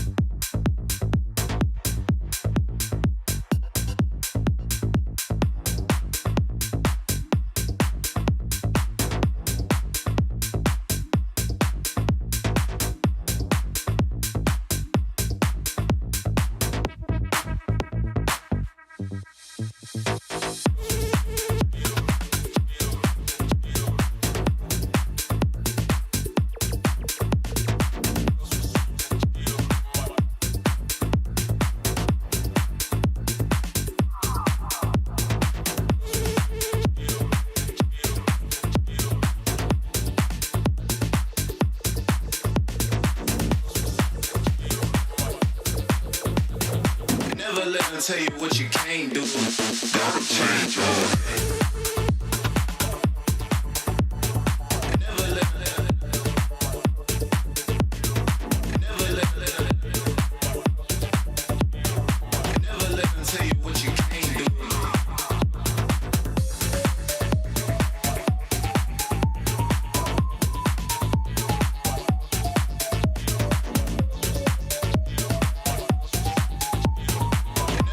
Tell you what you can't do, can't do, can't do.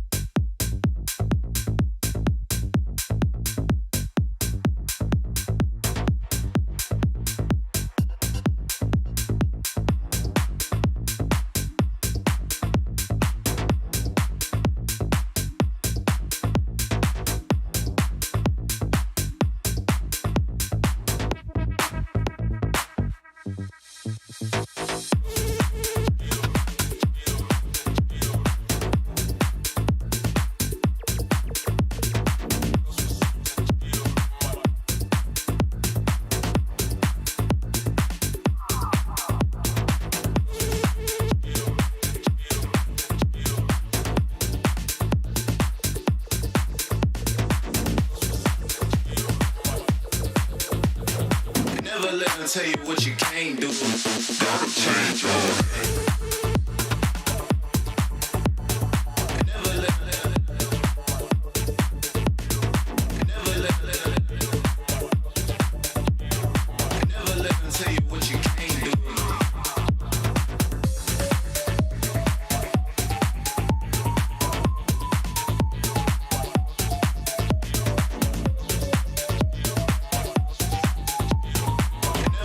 Tell you what you can't do, can't do, can't do.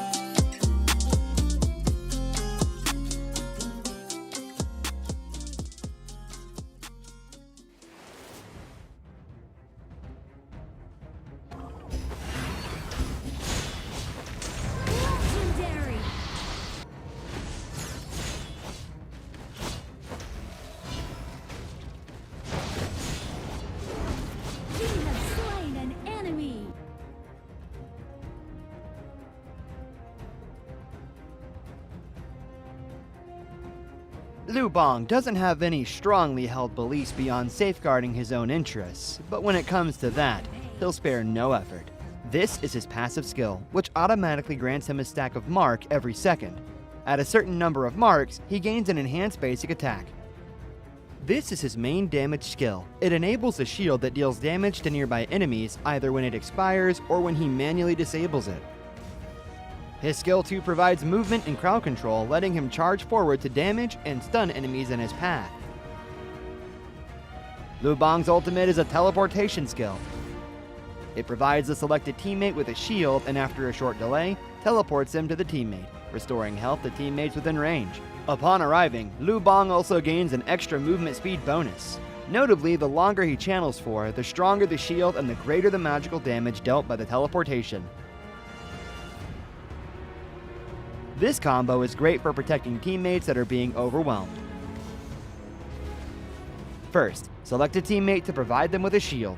As he starts channeling his ultimate, activate skill 1 and wait for the channeling to finish, or tap the ultimate again to teleport. Then, use skill 2 to dash and stun enemies, followed by stage 2 of skill 1 and an enhanced basic attack to deal burst damage. This combo is mainly used to protect your team's carry. It utilizes the ultimate shield and magical damage to help teammates block fatal damage and gives them an opportunity to counterattack. Note that stage 2 of the ultimate can be used flexibly depending on the situation of the battle, though it is most often used to provide emergency support or to retreat from combat. At the start of a match, Luong can choose to clear his lane with skill 1. After unlocking his ultimate at level 4, he can clear the clash lane first, then teleport to teammates to help them. Since his ultimate lets him travel fast, he can take the time to clear minion waves before teleporting to a teammate. This puts pressure on the enemy in the lane, while at the same time building a numerical advantage in teamfights. He can also let teammates initiate fights and use his ultimate to provide them a shield, then jump in to absorb damage and take out enemies with help from the carry. If he's facing an enemy who is stronger but doesn't have any crowd control skills, he can use his ultimate to instantly teleport to easily flee the danger. Luong should focus on leveling up during the early game. After unlocking his ultimate at level 4, he can keep using it to reach teammates and help them build an advantage. During the mid to late game, once he has enough defense and damage, he can mainly focus on laning and teleport into team fights to protect the carry and take out unsuspecting enemies. There, pull out the root of the problem. What's a conscience? A kind of snack? Why duel someone when you can gang up on them in a valley?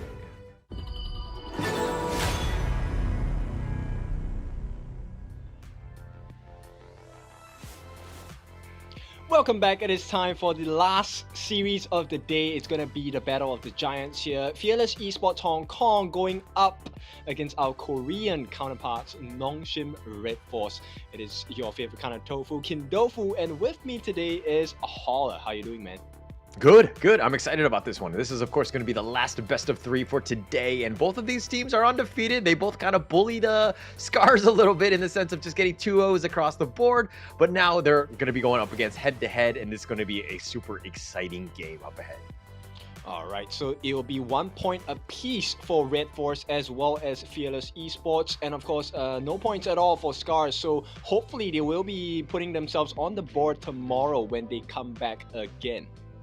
Yeah, for sure. And they're definitely going to need to come back. They're going to need to figure things out. Also, they might want to get some help from one of the other teams. Obviously, both of these squads are going to be, duking it out. One of them is going to come out 2-0 for the day, but it'll just kind of make things a little bit easier. But let's go into Fearless Esports Hong Kong. This is, of course, Xingling, Dao, Fable, KK, Woodwind as their squad. This is the team that was, the Pacific Open Series champs.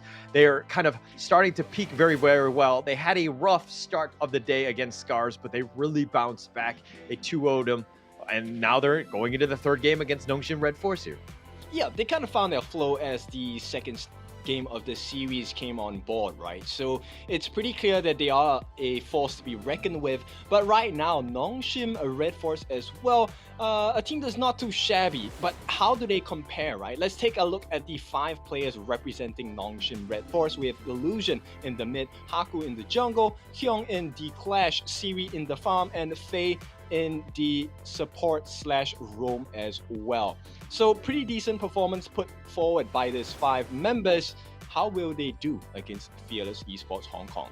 Yeah, it's going to be super important for this game one for both of the teams to dictate the pace and how things are going to go, right? Nongshim RedForce right now, they come off the victory off of SCARZ. They're warmed up. They're good to go. Fearless Esports had taken a little bit of a break, of a breather in between. But they were able to kind of watch how Nongshim RedForce were being able to play and what they tend to do. And it looks like the draft is underway, and Nongshim have picked up the Arlie, Ogren, and of course the Byron here.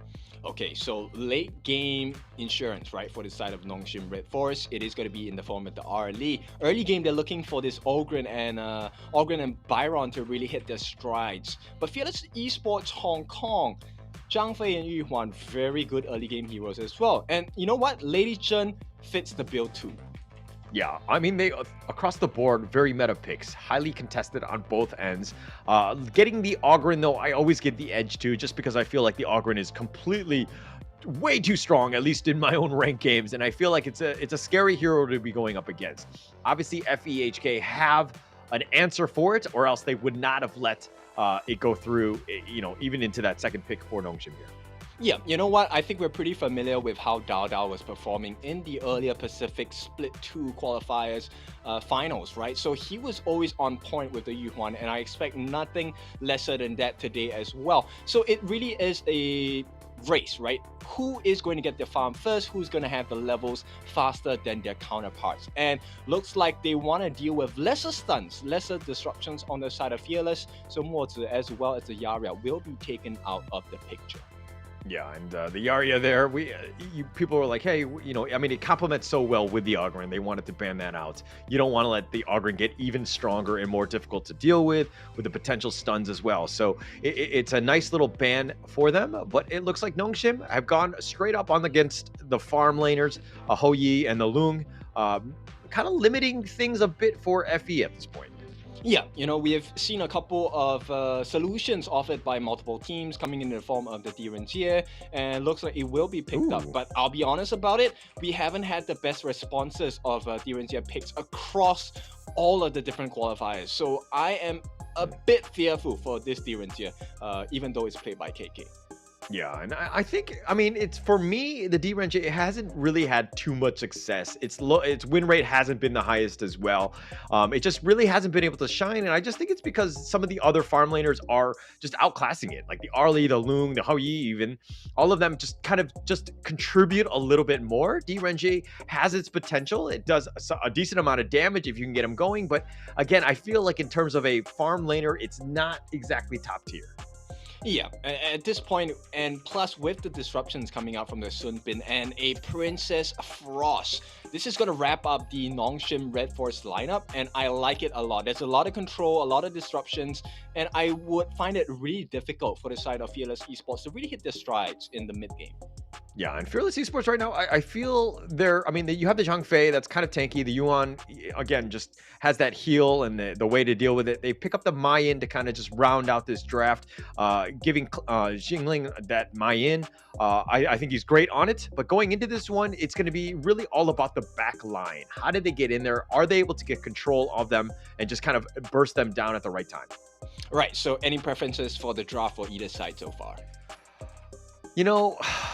My brain tells me, and my brain is usually wrong, but Fearless Esports is probably the better draft, or the better players as well. But my heart is always with Nongshim RedForce because I like Shin Ramen.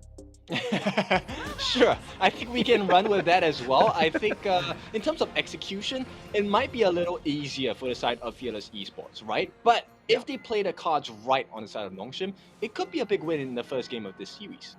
Yeah, it would be actually pretty huge. I think that's, Fearless Esports, again, that first game against SCARZ kind of shook them up a bit, where they really weren't warmed up. I think that if they were to fall in this first game, that would be a huge shakeup. I want to see Nongshim RedForce kind of stick it to him, at least for that first game, to put a little bit of fear into Fearless Esports. Yeah, now wave clear slightly better for the side of Nongshim RedForce here. They will start to have their initial rotations as well. And it looks like they actually managed to steal away one of the jungle camps. Yeah, he's done a good job of just kind of just forcing it along, right? You want Faye's been great with that, just kind of invading or just making like contesting some of the easier camps, quote unquote. But Fearless Esports here doing a good job of just providing KK with all that space. DRenJ, we talk about the fact that it might not be top tier, but hey, if it's got enough farm, it can do the damage. It doesn't really matter. Yeah, you can definitely tell, right? He has KK has this confidence around him, and I think the Nongshim RedForce farm lane series is kind of buckling under that pressure as well. Oh, Haku. Yep, he's gonna go in 1-on-3. Conductor shows he's already at level 5. He's gonna try Woodwind falling low as well, and there's nothing to save him. First blood goes into the hands of Nongshim RedForce. Yeah, Haku not scared. He's going to go in 1 versus 3, realizing that the rest of his squad was going to be on his backside to help him out, and he set it up, and Haku, that's a great start. Yep, Xingling actually commits the flash there. Can they get the kill on Haku? Not gonna be that case here, and Haku walks away scot-free. Yeah, I actually thought Haku was going to go in, and I was like, what is he doing? He has no ult, he has no other skills, and he looked like he was going to be aggressive going into 1 versus 3. But I think this is the, you get drunk with power with the Ogryn. Like, you feel like you could take on the world, but sometimes you got to worry about your cooldowns. Yeah, but take a look at it, the very big discrepancy, right? He is already at 2.3k. Yeah, I mean, he's starting to get 2.5. Like, he's just stepping up. Obviously, that first blood really helped him. And it looks like they're trying to prioritize as much as possible, right? I mean, they're even letting Illusion just kind of help clear the wave a bit because he can kind of make the rotations around. And they're just securing as much farm as possible. We kind of saw this, what SCARZ was trying to do. But it looks like, so far, Nongshim have done a little bit better job of just kind of securing that farm for Haku. Yeah, so nothing too big in terms of difference yet, but it is a bit tough, right, for the side of Fearless Esports. Yeah, for sure. And I mean, it's a little bit, again, they're behind 1K. It's not the end of the world. We've seen teams time and time again be able to come back. But this is one of those things where, it's a little on the scary side, especially since Haku is starting to out-level Dao Dao, who's, 8 to 6 at this point. They're prioritizing as much as possible. And again, this is why Ogryn, very hotly contested, must be first phase banned if it's not going to be picked. Yep, the pacing is insane at this point. He's already halfway done towards that Eye of the Phoenix. Yeah, he's starting to get it. And I mean, 3.7, he's the win condition for Nongshim. Definitely putting themselves out, alleviating a lot of the pressure for Siri to not have to farm or to carry as much. Obviously, we expect Siri to get that farm and to do the damage, but, if Haku is getting all the farm and, and getting all the kills and net worth, it's not too bad of a big of an issue for Nongshim. Yep. Now, I want to point your attention to KK. He hasn't really been touched this entire time. He's about 2.6 thousand at this point. Spark Force Dagger in his hands as well. Yeah, he's starting to get farm. Woodwind is going to spot this one out, but who's going to go? It is going to be an attempted steal. They will get the steal here. It is going to go into the hands of Fearless Esports. The damage has been laid down though. A lot of members on the side of Nongshim RedForce are a little bit low. Haku tries to go in. Will not be allowed entry into the backlines of Fearless Esports. And Fearless Esports Hong Kong walk away with the first neutral objective. Yo, that's a huge one for Woodwind. He just nonchalantly walks into the Tyrant Pit, gets the steal, walks out with the Unbridled Outburst. Nobody died, gets that steal. That's perfect play. So much time wasted and effort by Nongshim to kind of get that Tyrant, but to let it go to Woodwind, my friend, you got to do a little bit better than that.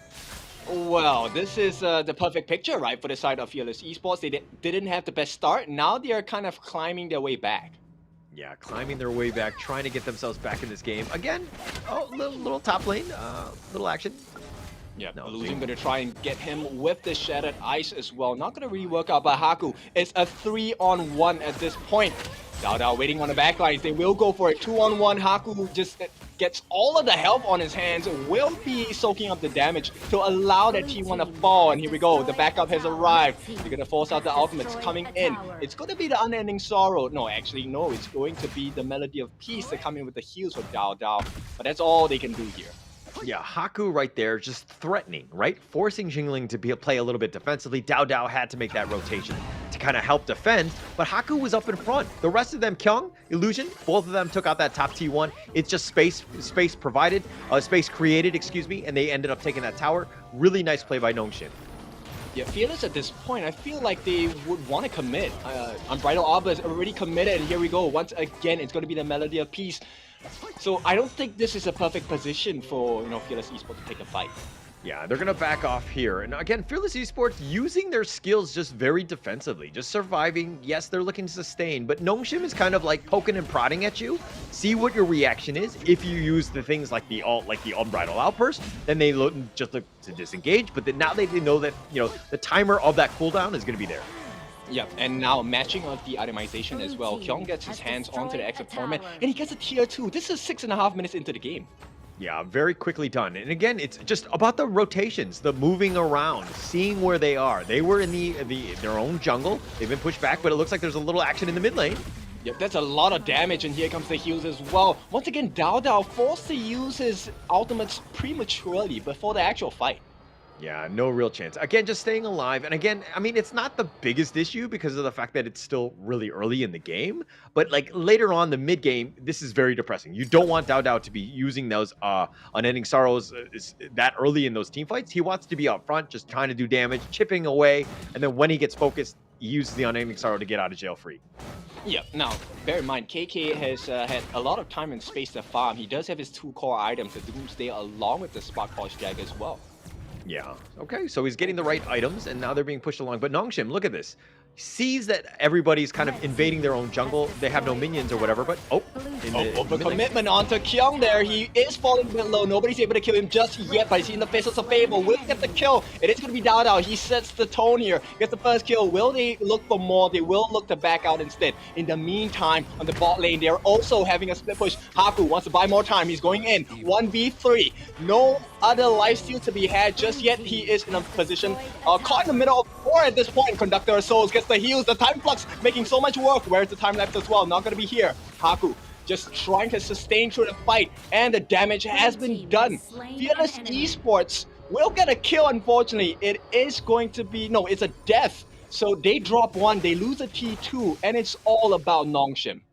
Yeah, it's all about Nongshim there. Haku is up in front, and you're kind of wondering, hey, why is he going 1 versus 3, 1 versus 4? It was more to just provide space for Siri, who was pushing in that bottom lane. Jinglin had actually made a rotation to kind of deal with it, and this is the replay where Siri catches out Jinglin, gets the solo kill, and that's perfectly what you wanted to have done. Plus, they had taken the bottom T2. So again, Nongshim understanding what they need to do, how to attract attention in one place, but the real fight is somewhere else.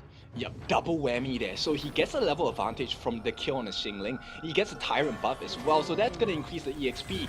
Dao now looking for the opening for the fight. Woodwind gets caught out, does have access to his Unbridled Outburst at this point. Will he unleash the beast? Time lapse going to be dropped down as well. All the ultimates are falling. Haku falling low. Dao looking for an opening onto Illusion. Will not be allowed, so here comes the Path of Passing as well. They're looking for an opening. No team is able to find the entry point, but once again, Nongshim RedForce opening up the map and pushing down, putting pressure onto the bot lane. Second phase of the fight. Will they look for the opening just here? It looks like they've disengaged. They don't want any more of this. Haku up in front, just providing attention. He had a nice Conductor of Souls. I think it hit 4, maybe 5 heroes at that point. He was up front. Kyung took some damage, and he pushed it along. But now in the bottom lane, Jingling getting gone on by Kyung. Yep, the support comes in. Kyung is now 1v2 as the rest of the team is going to try to make their way into the mid lane as well to get the punishment onto them. But Siri is falling low. 1-on-1. It is going to be a trade out, farm lane for farm lane, but it's still a win at this point for the side of Fearless Hong Kong, because at this stage of the game, they have managed to recover some farm, but it looks like Nongshim RedForce, they want to force the issue. Top lane, once again, pressure all the way in. Yeah, KK actually just barely, they traded with each other, but killed Siri first. That's going to be a bit more XP going his way. He's still behind, so it's going to help him, but it's not the worst thing in the world to be in that situation. Kyung dying was a little unfortunate, being a little bit overextended. Yeah, hands on to Faye here. They will get the kill. Fearless Esports, they found the opening, but this time they might be getting punished. Haku drops the Conductor of Souls, will not be able to find a target just yet. Dao just trying to poke him down, and at this point, it's a bit concerning because Haku's not taking any damage at all. not taking too much, but he's being kited a bit, right? He's being slowed down. He can't get into the heart of Fearless Esports, and they've been pushing him away. They've kept him at arm's reach, so to speak. So we haven't seen Haku get too many kills. Yes, he's doing a decent amount of damage, but still, not having him in the heart of the enemy team is going to be much, much better. Haku takes the Overlord in the top. Yeah, so very two distinct thought processes at this point, right? So Nongshim RedForce playing the map a little bit more, which is why they went for the Overlord. And Fearless Esports Hong Kong, they want to look for the pickoffs. So this Tyrant buff is definitely going to help them, not just with the wave clear, but the additional damage as well. So the next few seconds, really critical for both teams. Critical. This is huge. I mean, look at net worth tied. Literally tied. I mean, at this point, it was 3.2. Now there's a little bit of a jump, but it was one of those things where, like, wow, both of these teams really going at it. These are two heavyweights trading blow for blow, and I mean, it's 4-3. Kills are negligible, but Nongshim trying to push out. At this point, I don't even know who has the map control. It will be decided in the next team fight, right? So if Nongshim wins this, you can be sure Fearless Esports base is going to be cracked open. And here we go. Haku is just looking for an entry point, right? But Dao is all up in his face. They need to make sure they have the vision as well. Yeah, both of these teams. Oh, Haku going in? Yep, he will look for it. It is going to be just a poke at this point. They don't want to overcommit. The time bombs will be laid down. So it's really just peeling, right? Can we peel them long enough and hard enough so that we can really go for the fight? Yeah, pushing it along. But again, this is, you think, why are they doing this? Why are they kiting them along? What's going on? But, oh, Siri.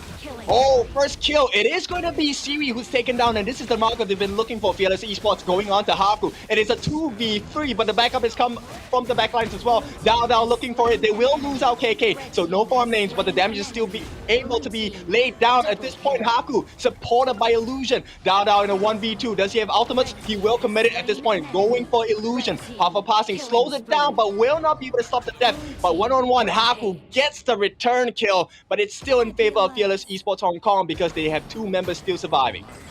Haku, this Augurin is crazy. He was so low, he should have been killed, but oh, the Ocean of Tears.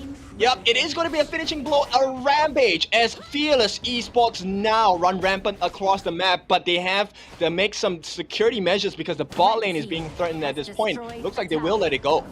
Okay, yeah, definitely let it go at this point. I mean, Haku right now, I was complimenting. I was just like, oh, he just survived. And then he gets blown up right there. So I guess that one's on me for directing that attention to Haku right there. But him dying here, he's level 15, still has a slight advantage.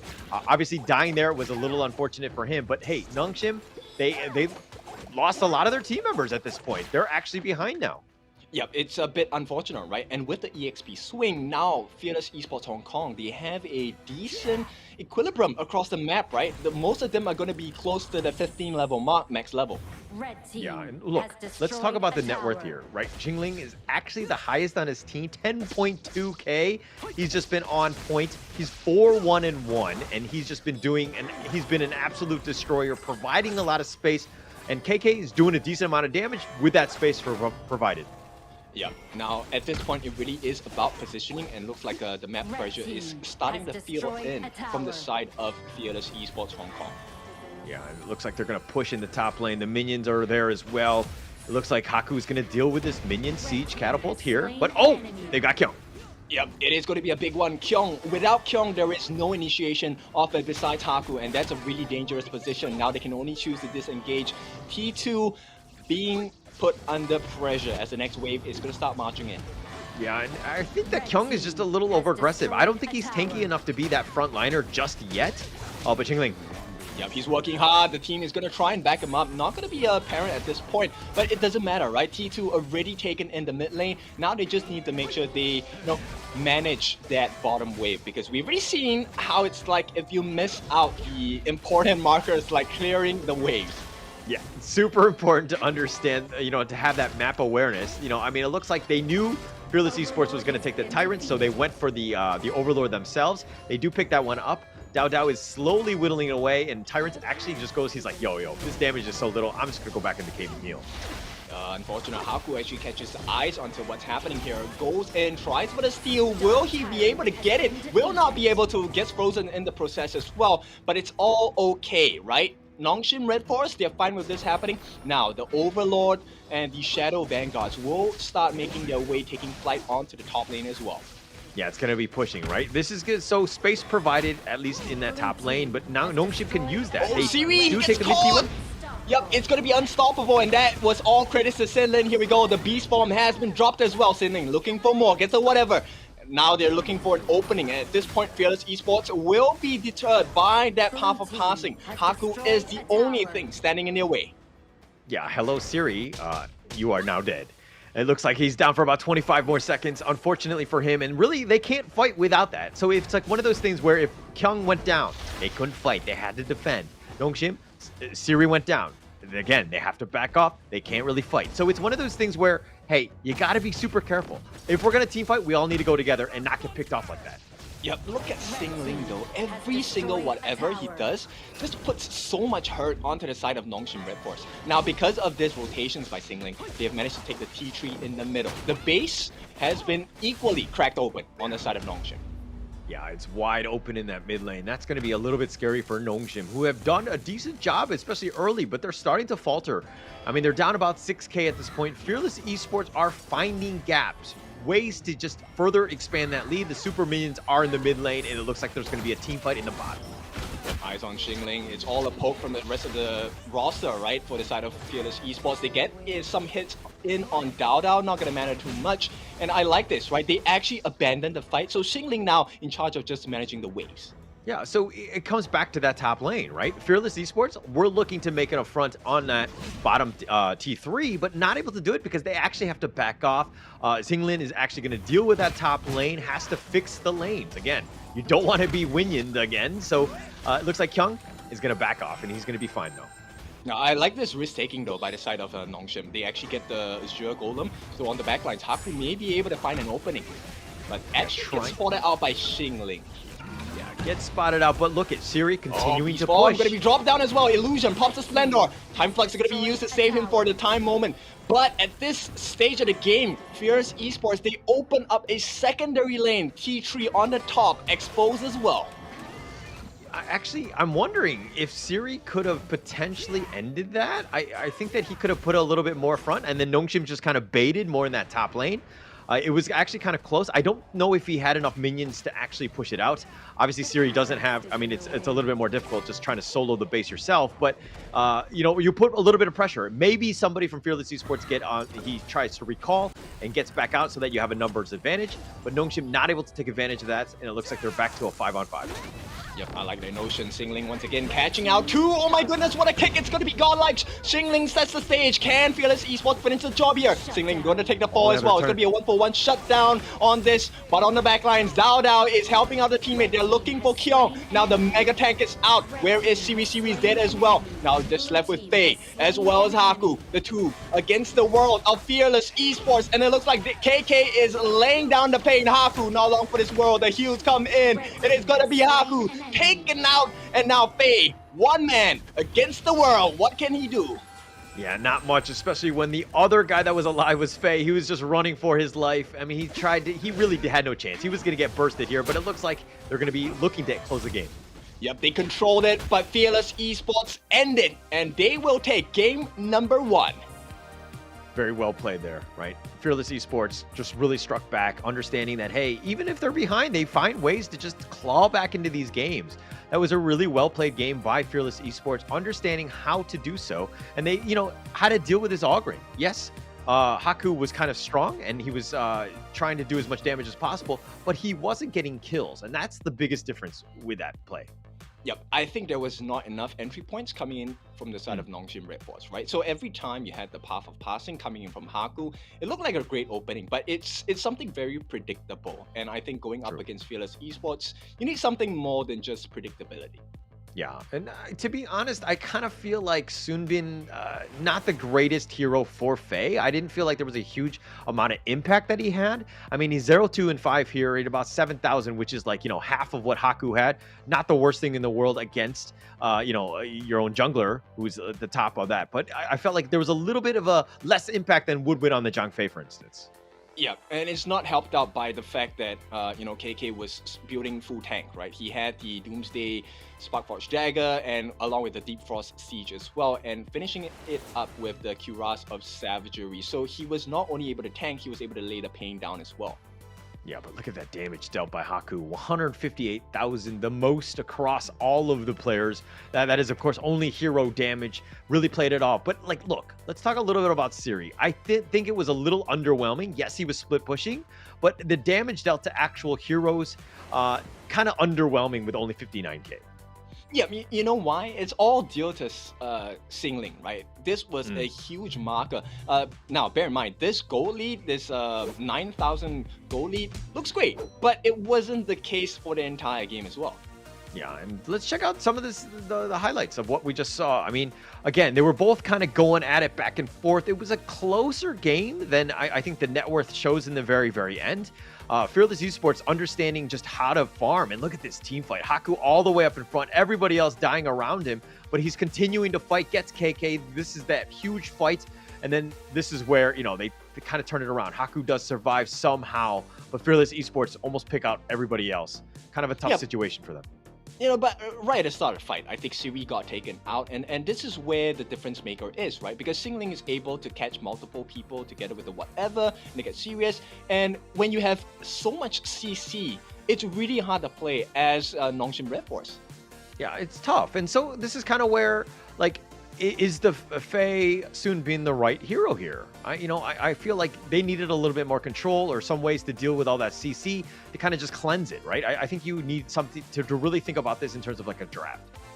Yeah, maybe a Zhuang to, you know, with the butterfly effect. But nonetheless, let's take a look. Once again, Dao Dao retains that MVP position, this time dealing a total of 149,000 damage across the entire map to the members of the side of Nongshim RedForce 5, 1, and 6. If I want a jungler, I want Dao Dao in my team. All right, I want my junglers to 150,000 damage minimum. This guy did not hit that threshold. I'm just kidding. Of course, I wouldn't want Dao Dao to be on my team. He just had a monster game. That was a great game for this MVP for Dao Dao. We expected this, and we expect him to continue on into game 2 because, again, he's just an absolute beast. I'll be honest, I didn't expect it to be this close. So I think there is a silver lining for the side of Nongshim RedForce. Now, they are still a force to be reckoned with. This is just the first game, and I don't expect a super clean one. After this learning lesson from the side of Fearless Esports Hong Kong, I think, you know, our Korean counterparts here, Nongshim RedForce, should be able to figure something out. But, you know, we'll give them some time to figure it out. We'll go on a short break. When we're back, let's see if Fearless Esports will deal the killing blow over to the Korean counterparts.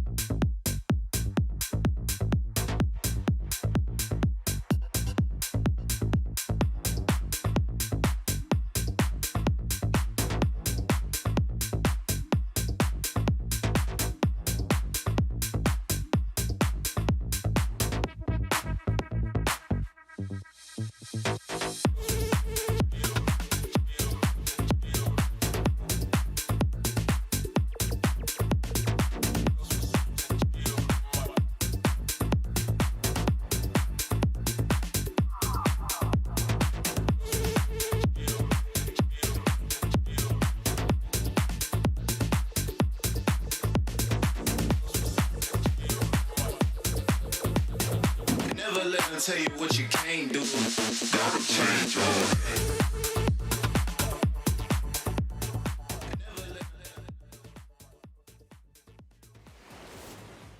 Welcome back. It is time for the potential last game of the best of 3 series between Nongshim RedForce as well as Fearless Esports Hong Kong.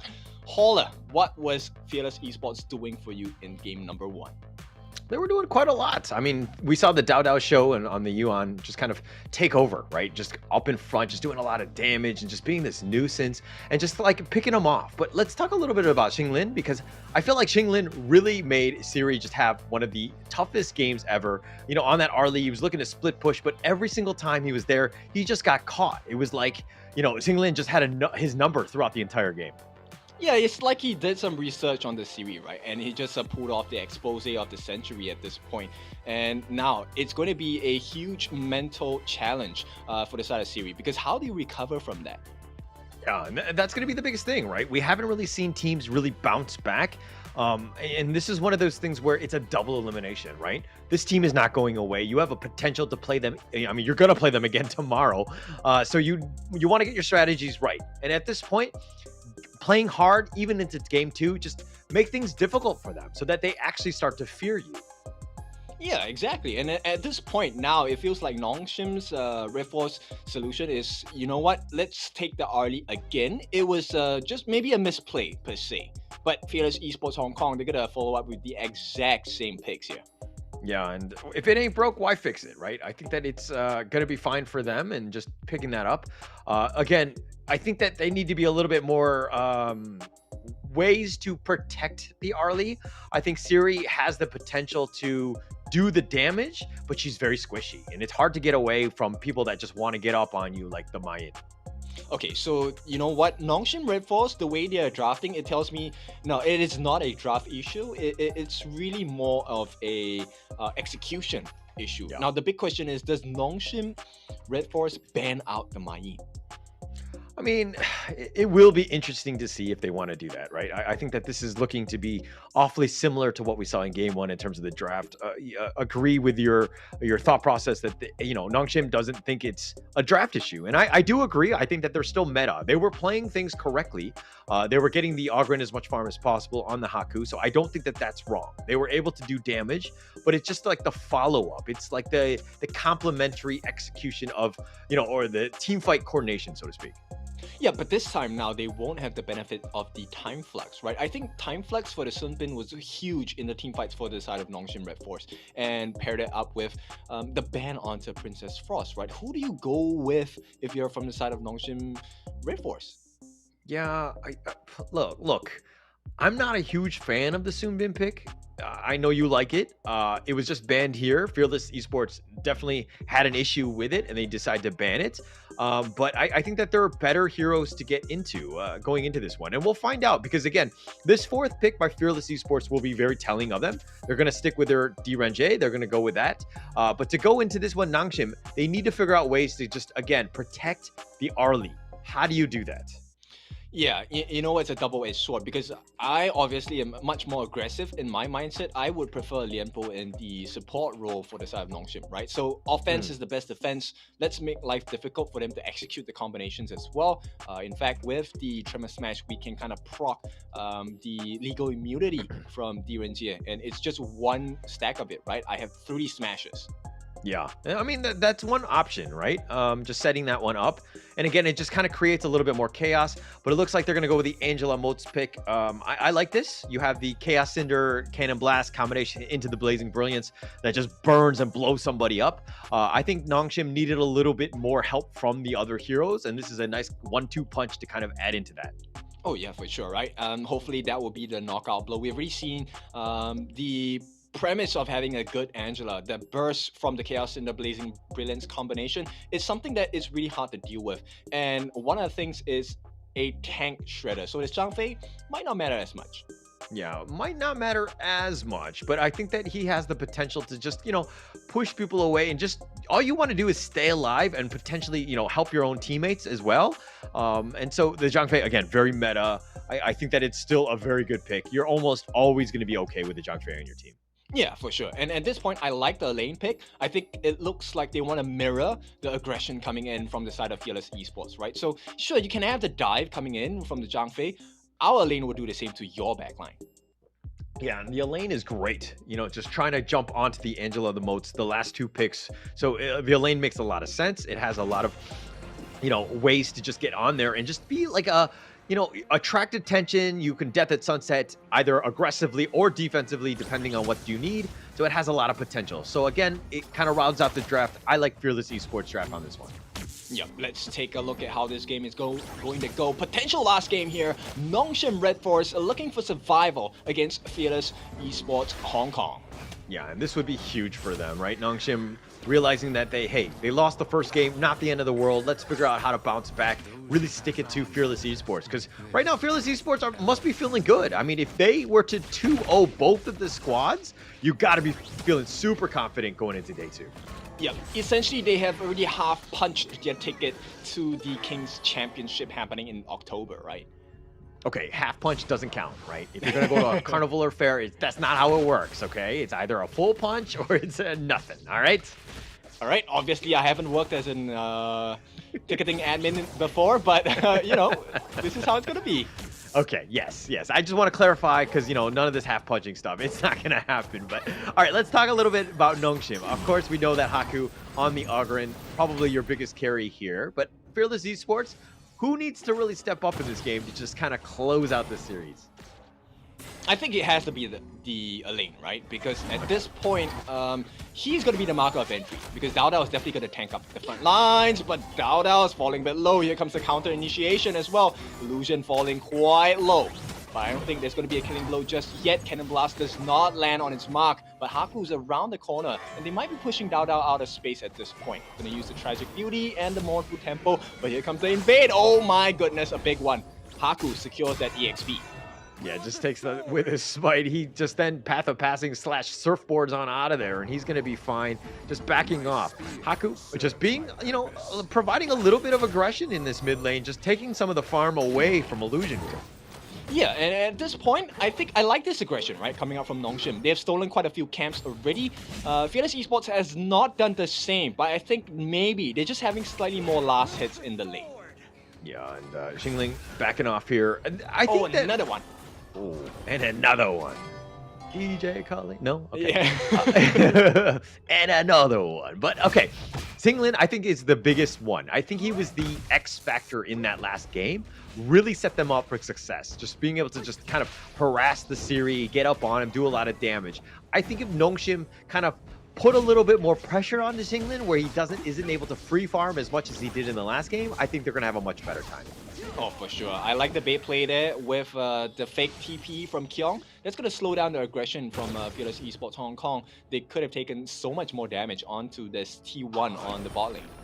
Yeah, it would have helped, right? But it looks like Fearless Esports providing a lot of resources in that bottom lane. Fable is just sticking around looking for that perfect ocean of tears. Illusion is going to join. They're trying to go for the Cannon Blast, but in the top lane, yep, it's going to be a one-on-one as Xingling suffers at the hands of Kyong, but the real action's at the bot, and it looks like both teams, they don't want to overcommit. They know what's on the line here, right? Fearless Esports are on the cusp of a clean 2-0, and no blemishes on the record. Yeah, they don't want to give this one up. First Blood, they want to play things a little bit cautiously. I think that there's a lot of respect between these two teams. They're not doing anything like super aggressive, forcing it out, making things happen. But it's more of like, hey, what is happening? Where are the minions? How do we just slow the game down? Oh, nice knockup. Illusion gets caught in the middle of two. He's going to be the first blood of this fight. And this is not a perfect situation to be in for the side of Nongshim RedForce because the first objective of the game has spawned. This is going to be the Tyrant and Haku. He's going to try. Let's see if he gets the proper passing. Will not be able to get it. In fact, it is Woodwind who secures the first Tyrant of the game. Catch his eyes on a Seaweed here. Yeah, and I don't like that play by Illusion. And this is, oh, going in. Oh no, overcommitment, and once again, second kill. Fable, 2 kills on hand, and this is the perfect start of the game for the side of Fearless Esports Hong Kong. It was kind of actionless for the first 3-4 minutes, and right off the bat, Fearless Esports Hong Kong, they take the lead. Yeah, and oh, Unending Sorrow keeping him alive. But okay, when Illusion gave up First Blood, he was hiding in that bush, and he was gonna be hit from all sides. This is my problem with Angela and the fact that you're so immobile. What are you gonna do? Why are you in the one bush in the river? And then you have no get out of jail free card. You have no ways to just kind of keep yourself elusive. You're just stuck there. So it's like pretty much all or nothing. Yeah, you might get the Chaos Cinder Blazing Brilliance, but it's one of those things where when you're getting hit from all sides, the Blazing Brilliance isn't even that good. I mean, it's a high risk, high reward kind of play, right? And if you take a look at what Fearless Esports Hong Kong are doing, they're kind of ramping up the pacing, because instead of going for the Venomous Staff as a utility, Fable actually went for the Mask of Agony. They want to end this game quick. They want to melt them down. Yeah, and it makes a lot of sense. I mean, they're starting to feel it. Fearless Esports, again, very good with the lead. They understand how to play things out. Although Blazing Brilliance. Not going to do much at this point, right? What can they do? Haku is now in the middle of 3. The stuns might come in, and it's not going to be helpful at all for the side of Nongshim RedForce. Yeah, but one thing to take note of, KK did fall in that bottom lane. Nongshim now have a numbers advantage. Okay, it's going to be a 3, 4, 5 members on the side of Nongshim RedForce. It's Haku. He gets stunned up. Not enough damage. Conductor Su is going to be laid down. Dao in trouble at this point. Going to make it out safely. The save comes in, but Siri gets the kill onto the mid laner. They trade out. 2 for 1 at this point. Is it big enough for the side of Nongshim? A good trade? Not enough. They will not be able to take the T1. And Fearless Esports Hong Kong survive. Yes, somehow survived, but I would say actually it's on Xinglin, right? The bat signal was being put up in the sky. Haku was chasing after them.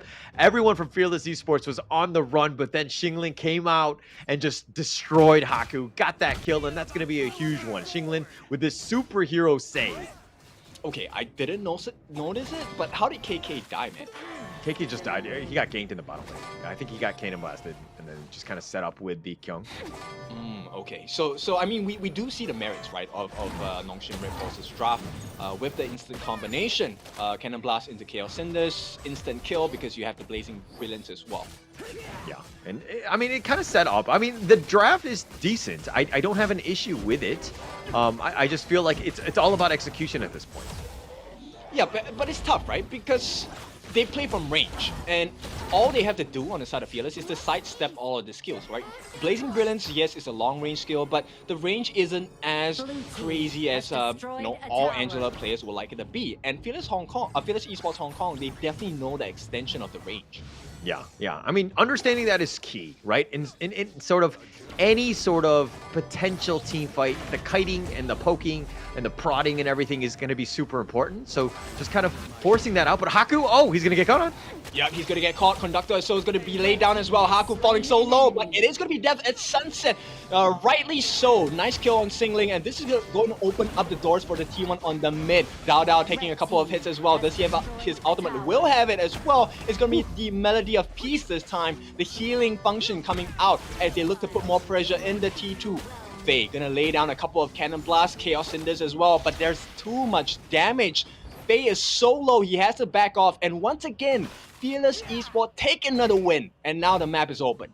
Yeah, and this is kind of what you're talking about. Okay, you know, when teams, we talk about, we make the joke that, hey, they either win or they learn, right? But Fearless Esports, they won last game, and they learned because of the fact that they actually went with the Elaine pick. That Death at Sunset, picking off Haku, key. Haku got away so many times, and as I say that, sorry, Haku did get the steal on this one, but Haku gets away because of the fact that, you know, he has that path to pass. Yep, they get the steal, but can they survive the fight? That's the big one. They don't look any lower on the side of Fearless Esports. They get the first kill of this. It's going to be Haku and Kyung. 2 deaths in the space of 10 seconds. Now Illusion, Siri, and Faye, they don't have the tank ability. And KK, he's super healthy. The Leaping Savior are going to lay down the shields as well. It is all about Fearless Esports Hong Kong. They got the buff stolen, but they're going to take away the structures on the side of Nongshim RedForce's base. Yeah, I don't think, I mean, that's not the worst thing in the world for Fearless Esports, if anything. They got those 2 kills, it sets things up, and it looks like they're going to even push into the bottom T3, do a little chip damage, but Haku's back up, and it looks like Fearless Esports are kind of just looking to back off and regroup. Yeah, 3,000 gold in the pocket in advantage. Now they have control of the entire map as well. The reset's going to come in for the Shadow Overlord in a half a minute or so, and I don't see how this is going to be good for the side of Nongshim RedForce. Yeah, this is going to be tough. I mean, they're already down about 4K. They're just trying to find ways to get back in. But Fearless Esports attacking on all levels, right? Siri pushing the bottom lane. Haku is just looking to invade the enemy jungle, so they're giving up their own, T2s for some sort of farm, just trying to get anything on the map. Yep, Haku doesn't want to risk the walk back. Even with the pass of passing, he will look to initiate that TP. But once again, Siri gets caught out. It's two different members. He's going to use his lift step. Not going to be able to survive for much longer. He's going to slip and slide, but he slides into his death. Right now, it is about the Shadow Overlord. All of the attention is going to be placed on it for the side of Nongshim RedForce. But the cavalry is here. Will they get the steal? They will have to let it reset. And right now, Chaos Hinder's laid down. The stuns come in, but Leaping Savior gives them the shield as well. The Beast Form has been unleashed. And once again, Dao on the backlines. He's going to make life a hell for the side of Nongshim RedForce. The spice is just not enough. Fearless Esports, they take 3 as they march down the mid lane. Yeah, it looks like they're going to be almost looking to end this game here. Kyung actually has to recall back, but they're continuing. Yep, they're gonna try and get the stuns on. The life bars are falling low, but it's still a kill. Kyung out of the picture, out of the game. And it looks like Fearless Esports will not be denied. Once again, congratulations, a clean 2-0. They sit atop of the table. Yeah, and that's perfectly what you wanted from Fearless Esports, right? I think Xinglin just had Siri's number throughout. Siri's going to go home tonight. He's going to be sleeping, and he's going to have nightmares of Xinglin just chasing after him, just chasing him down to the ends of the earth, making sure that he has a bad game. But Nongshim RedForce, man, they got pummeled on that one.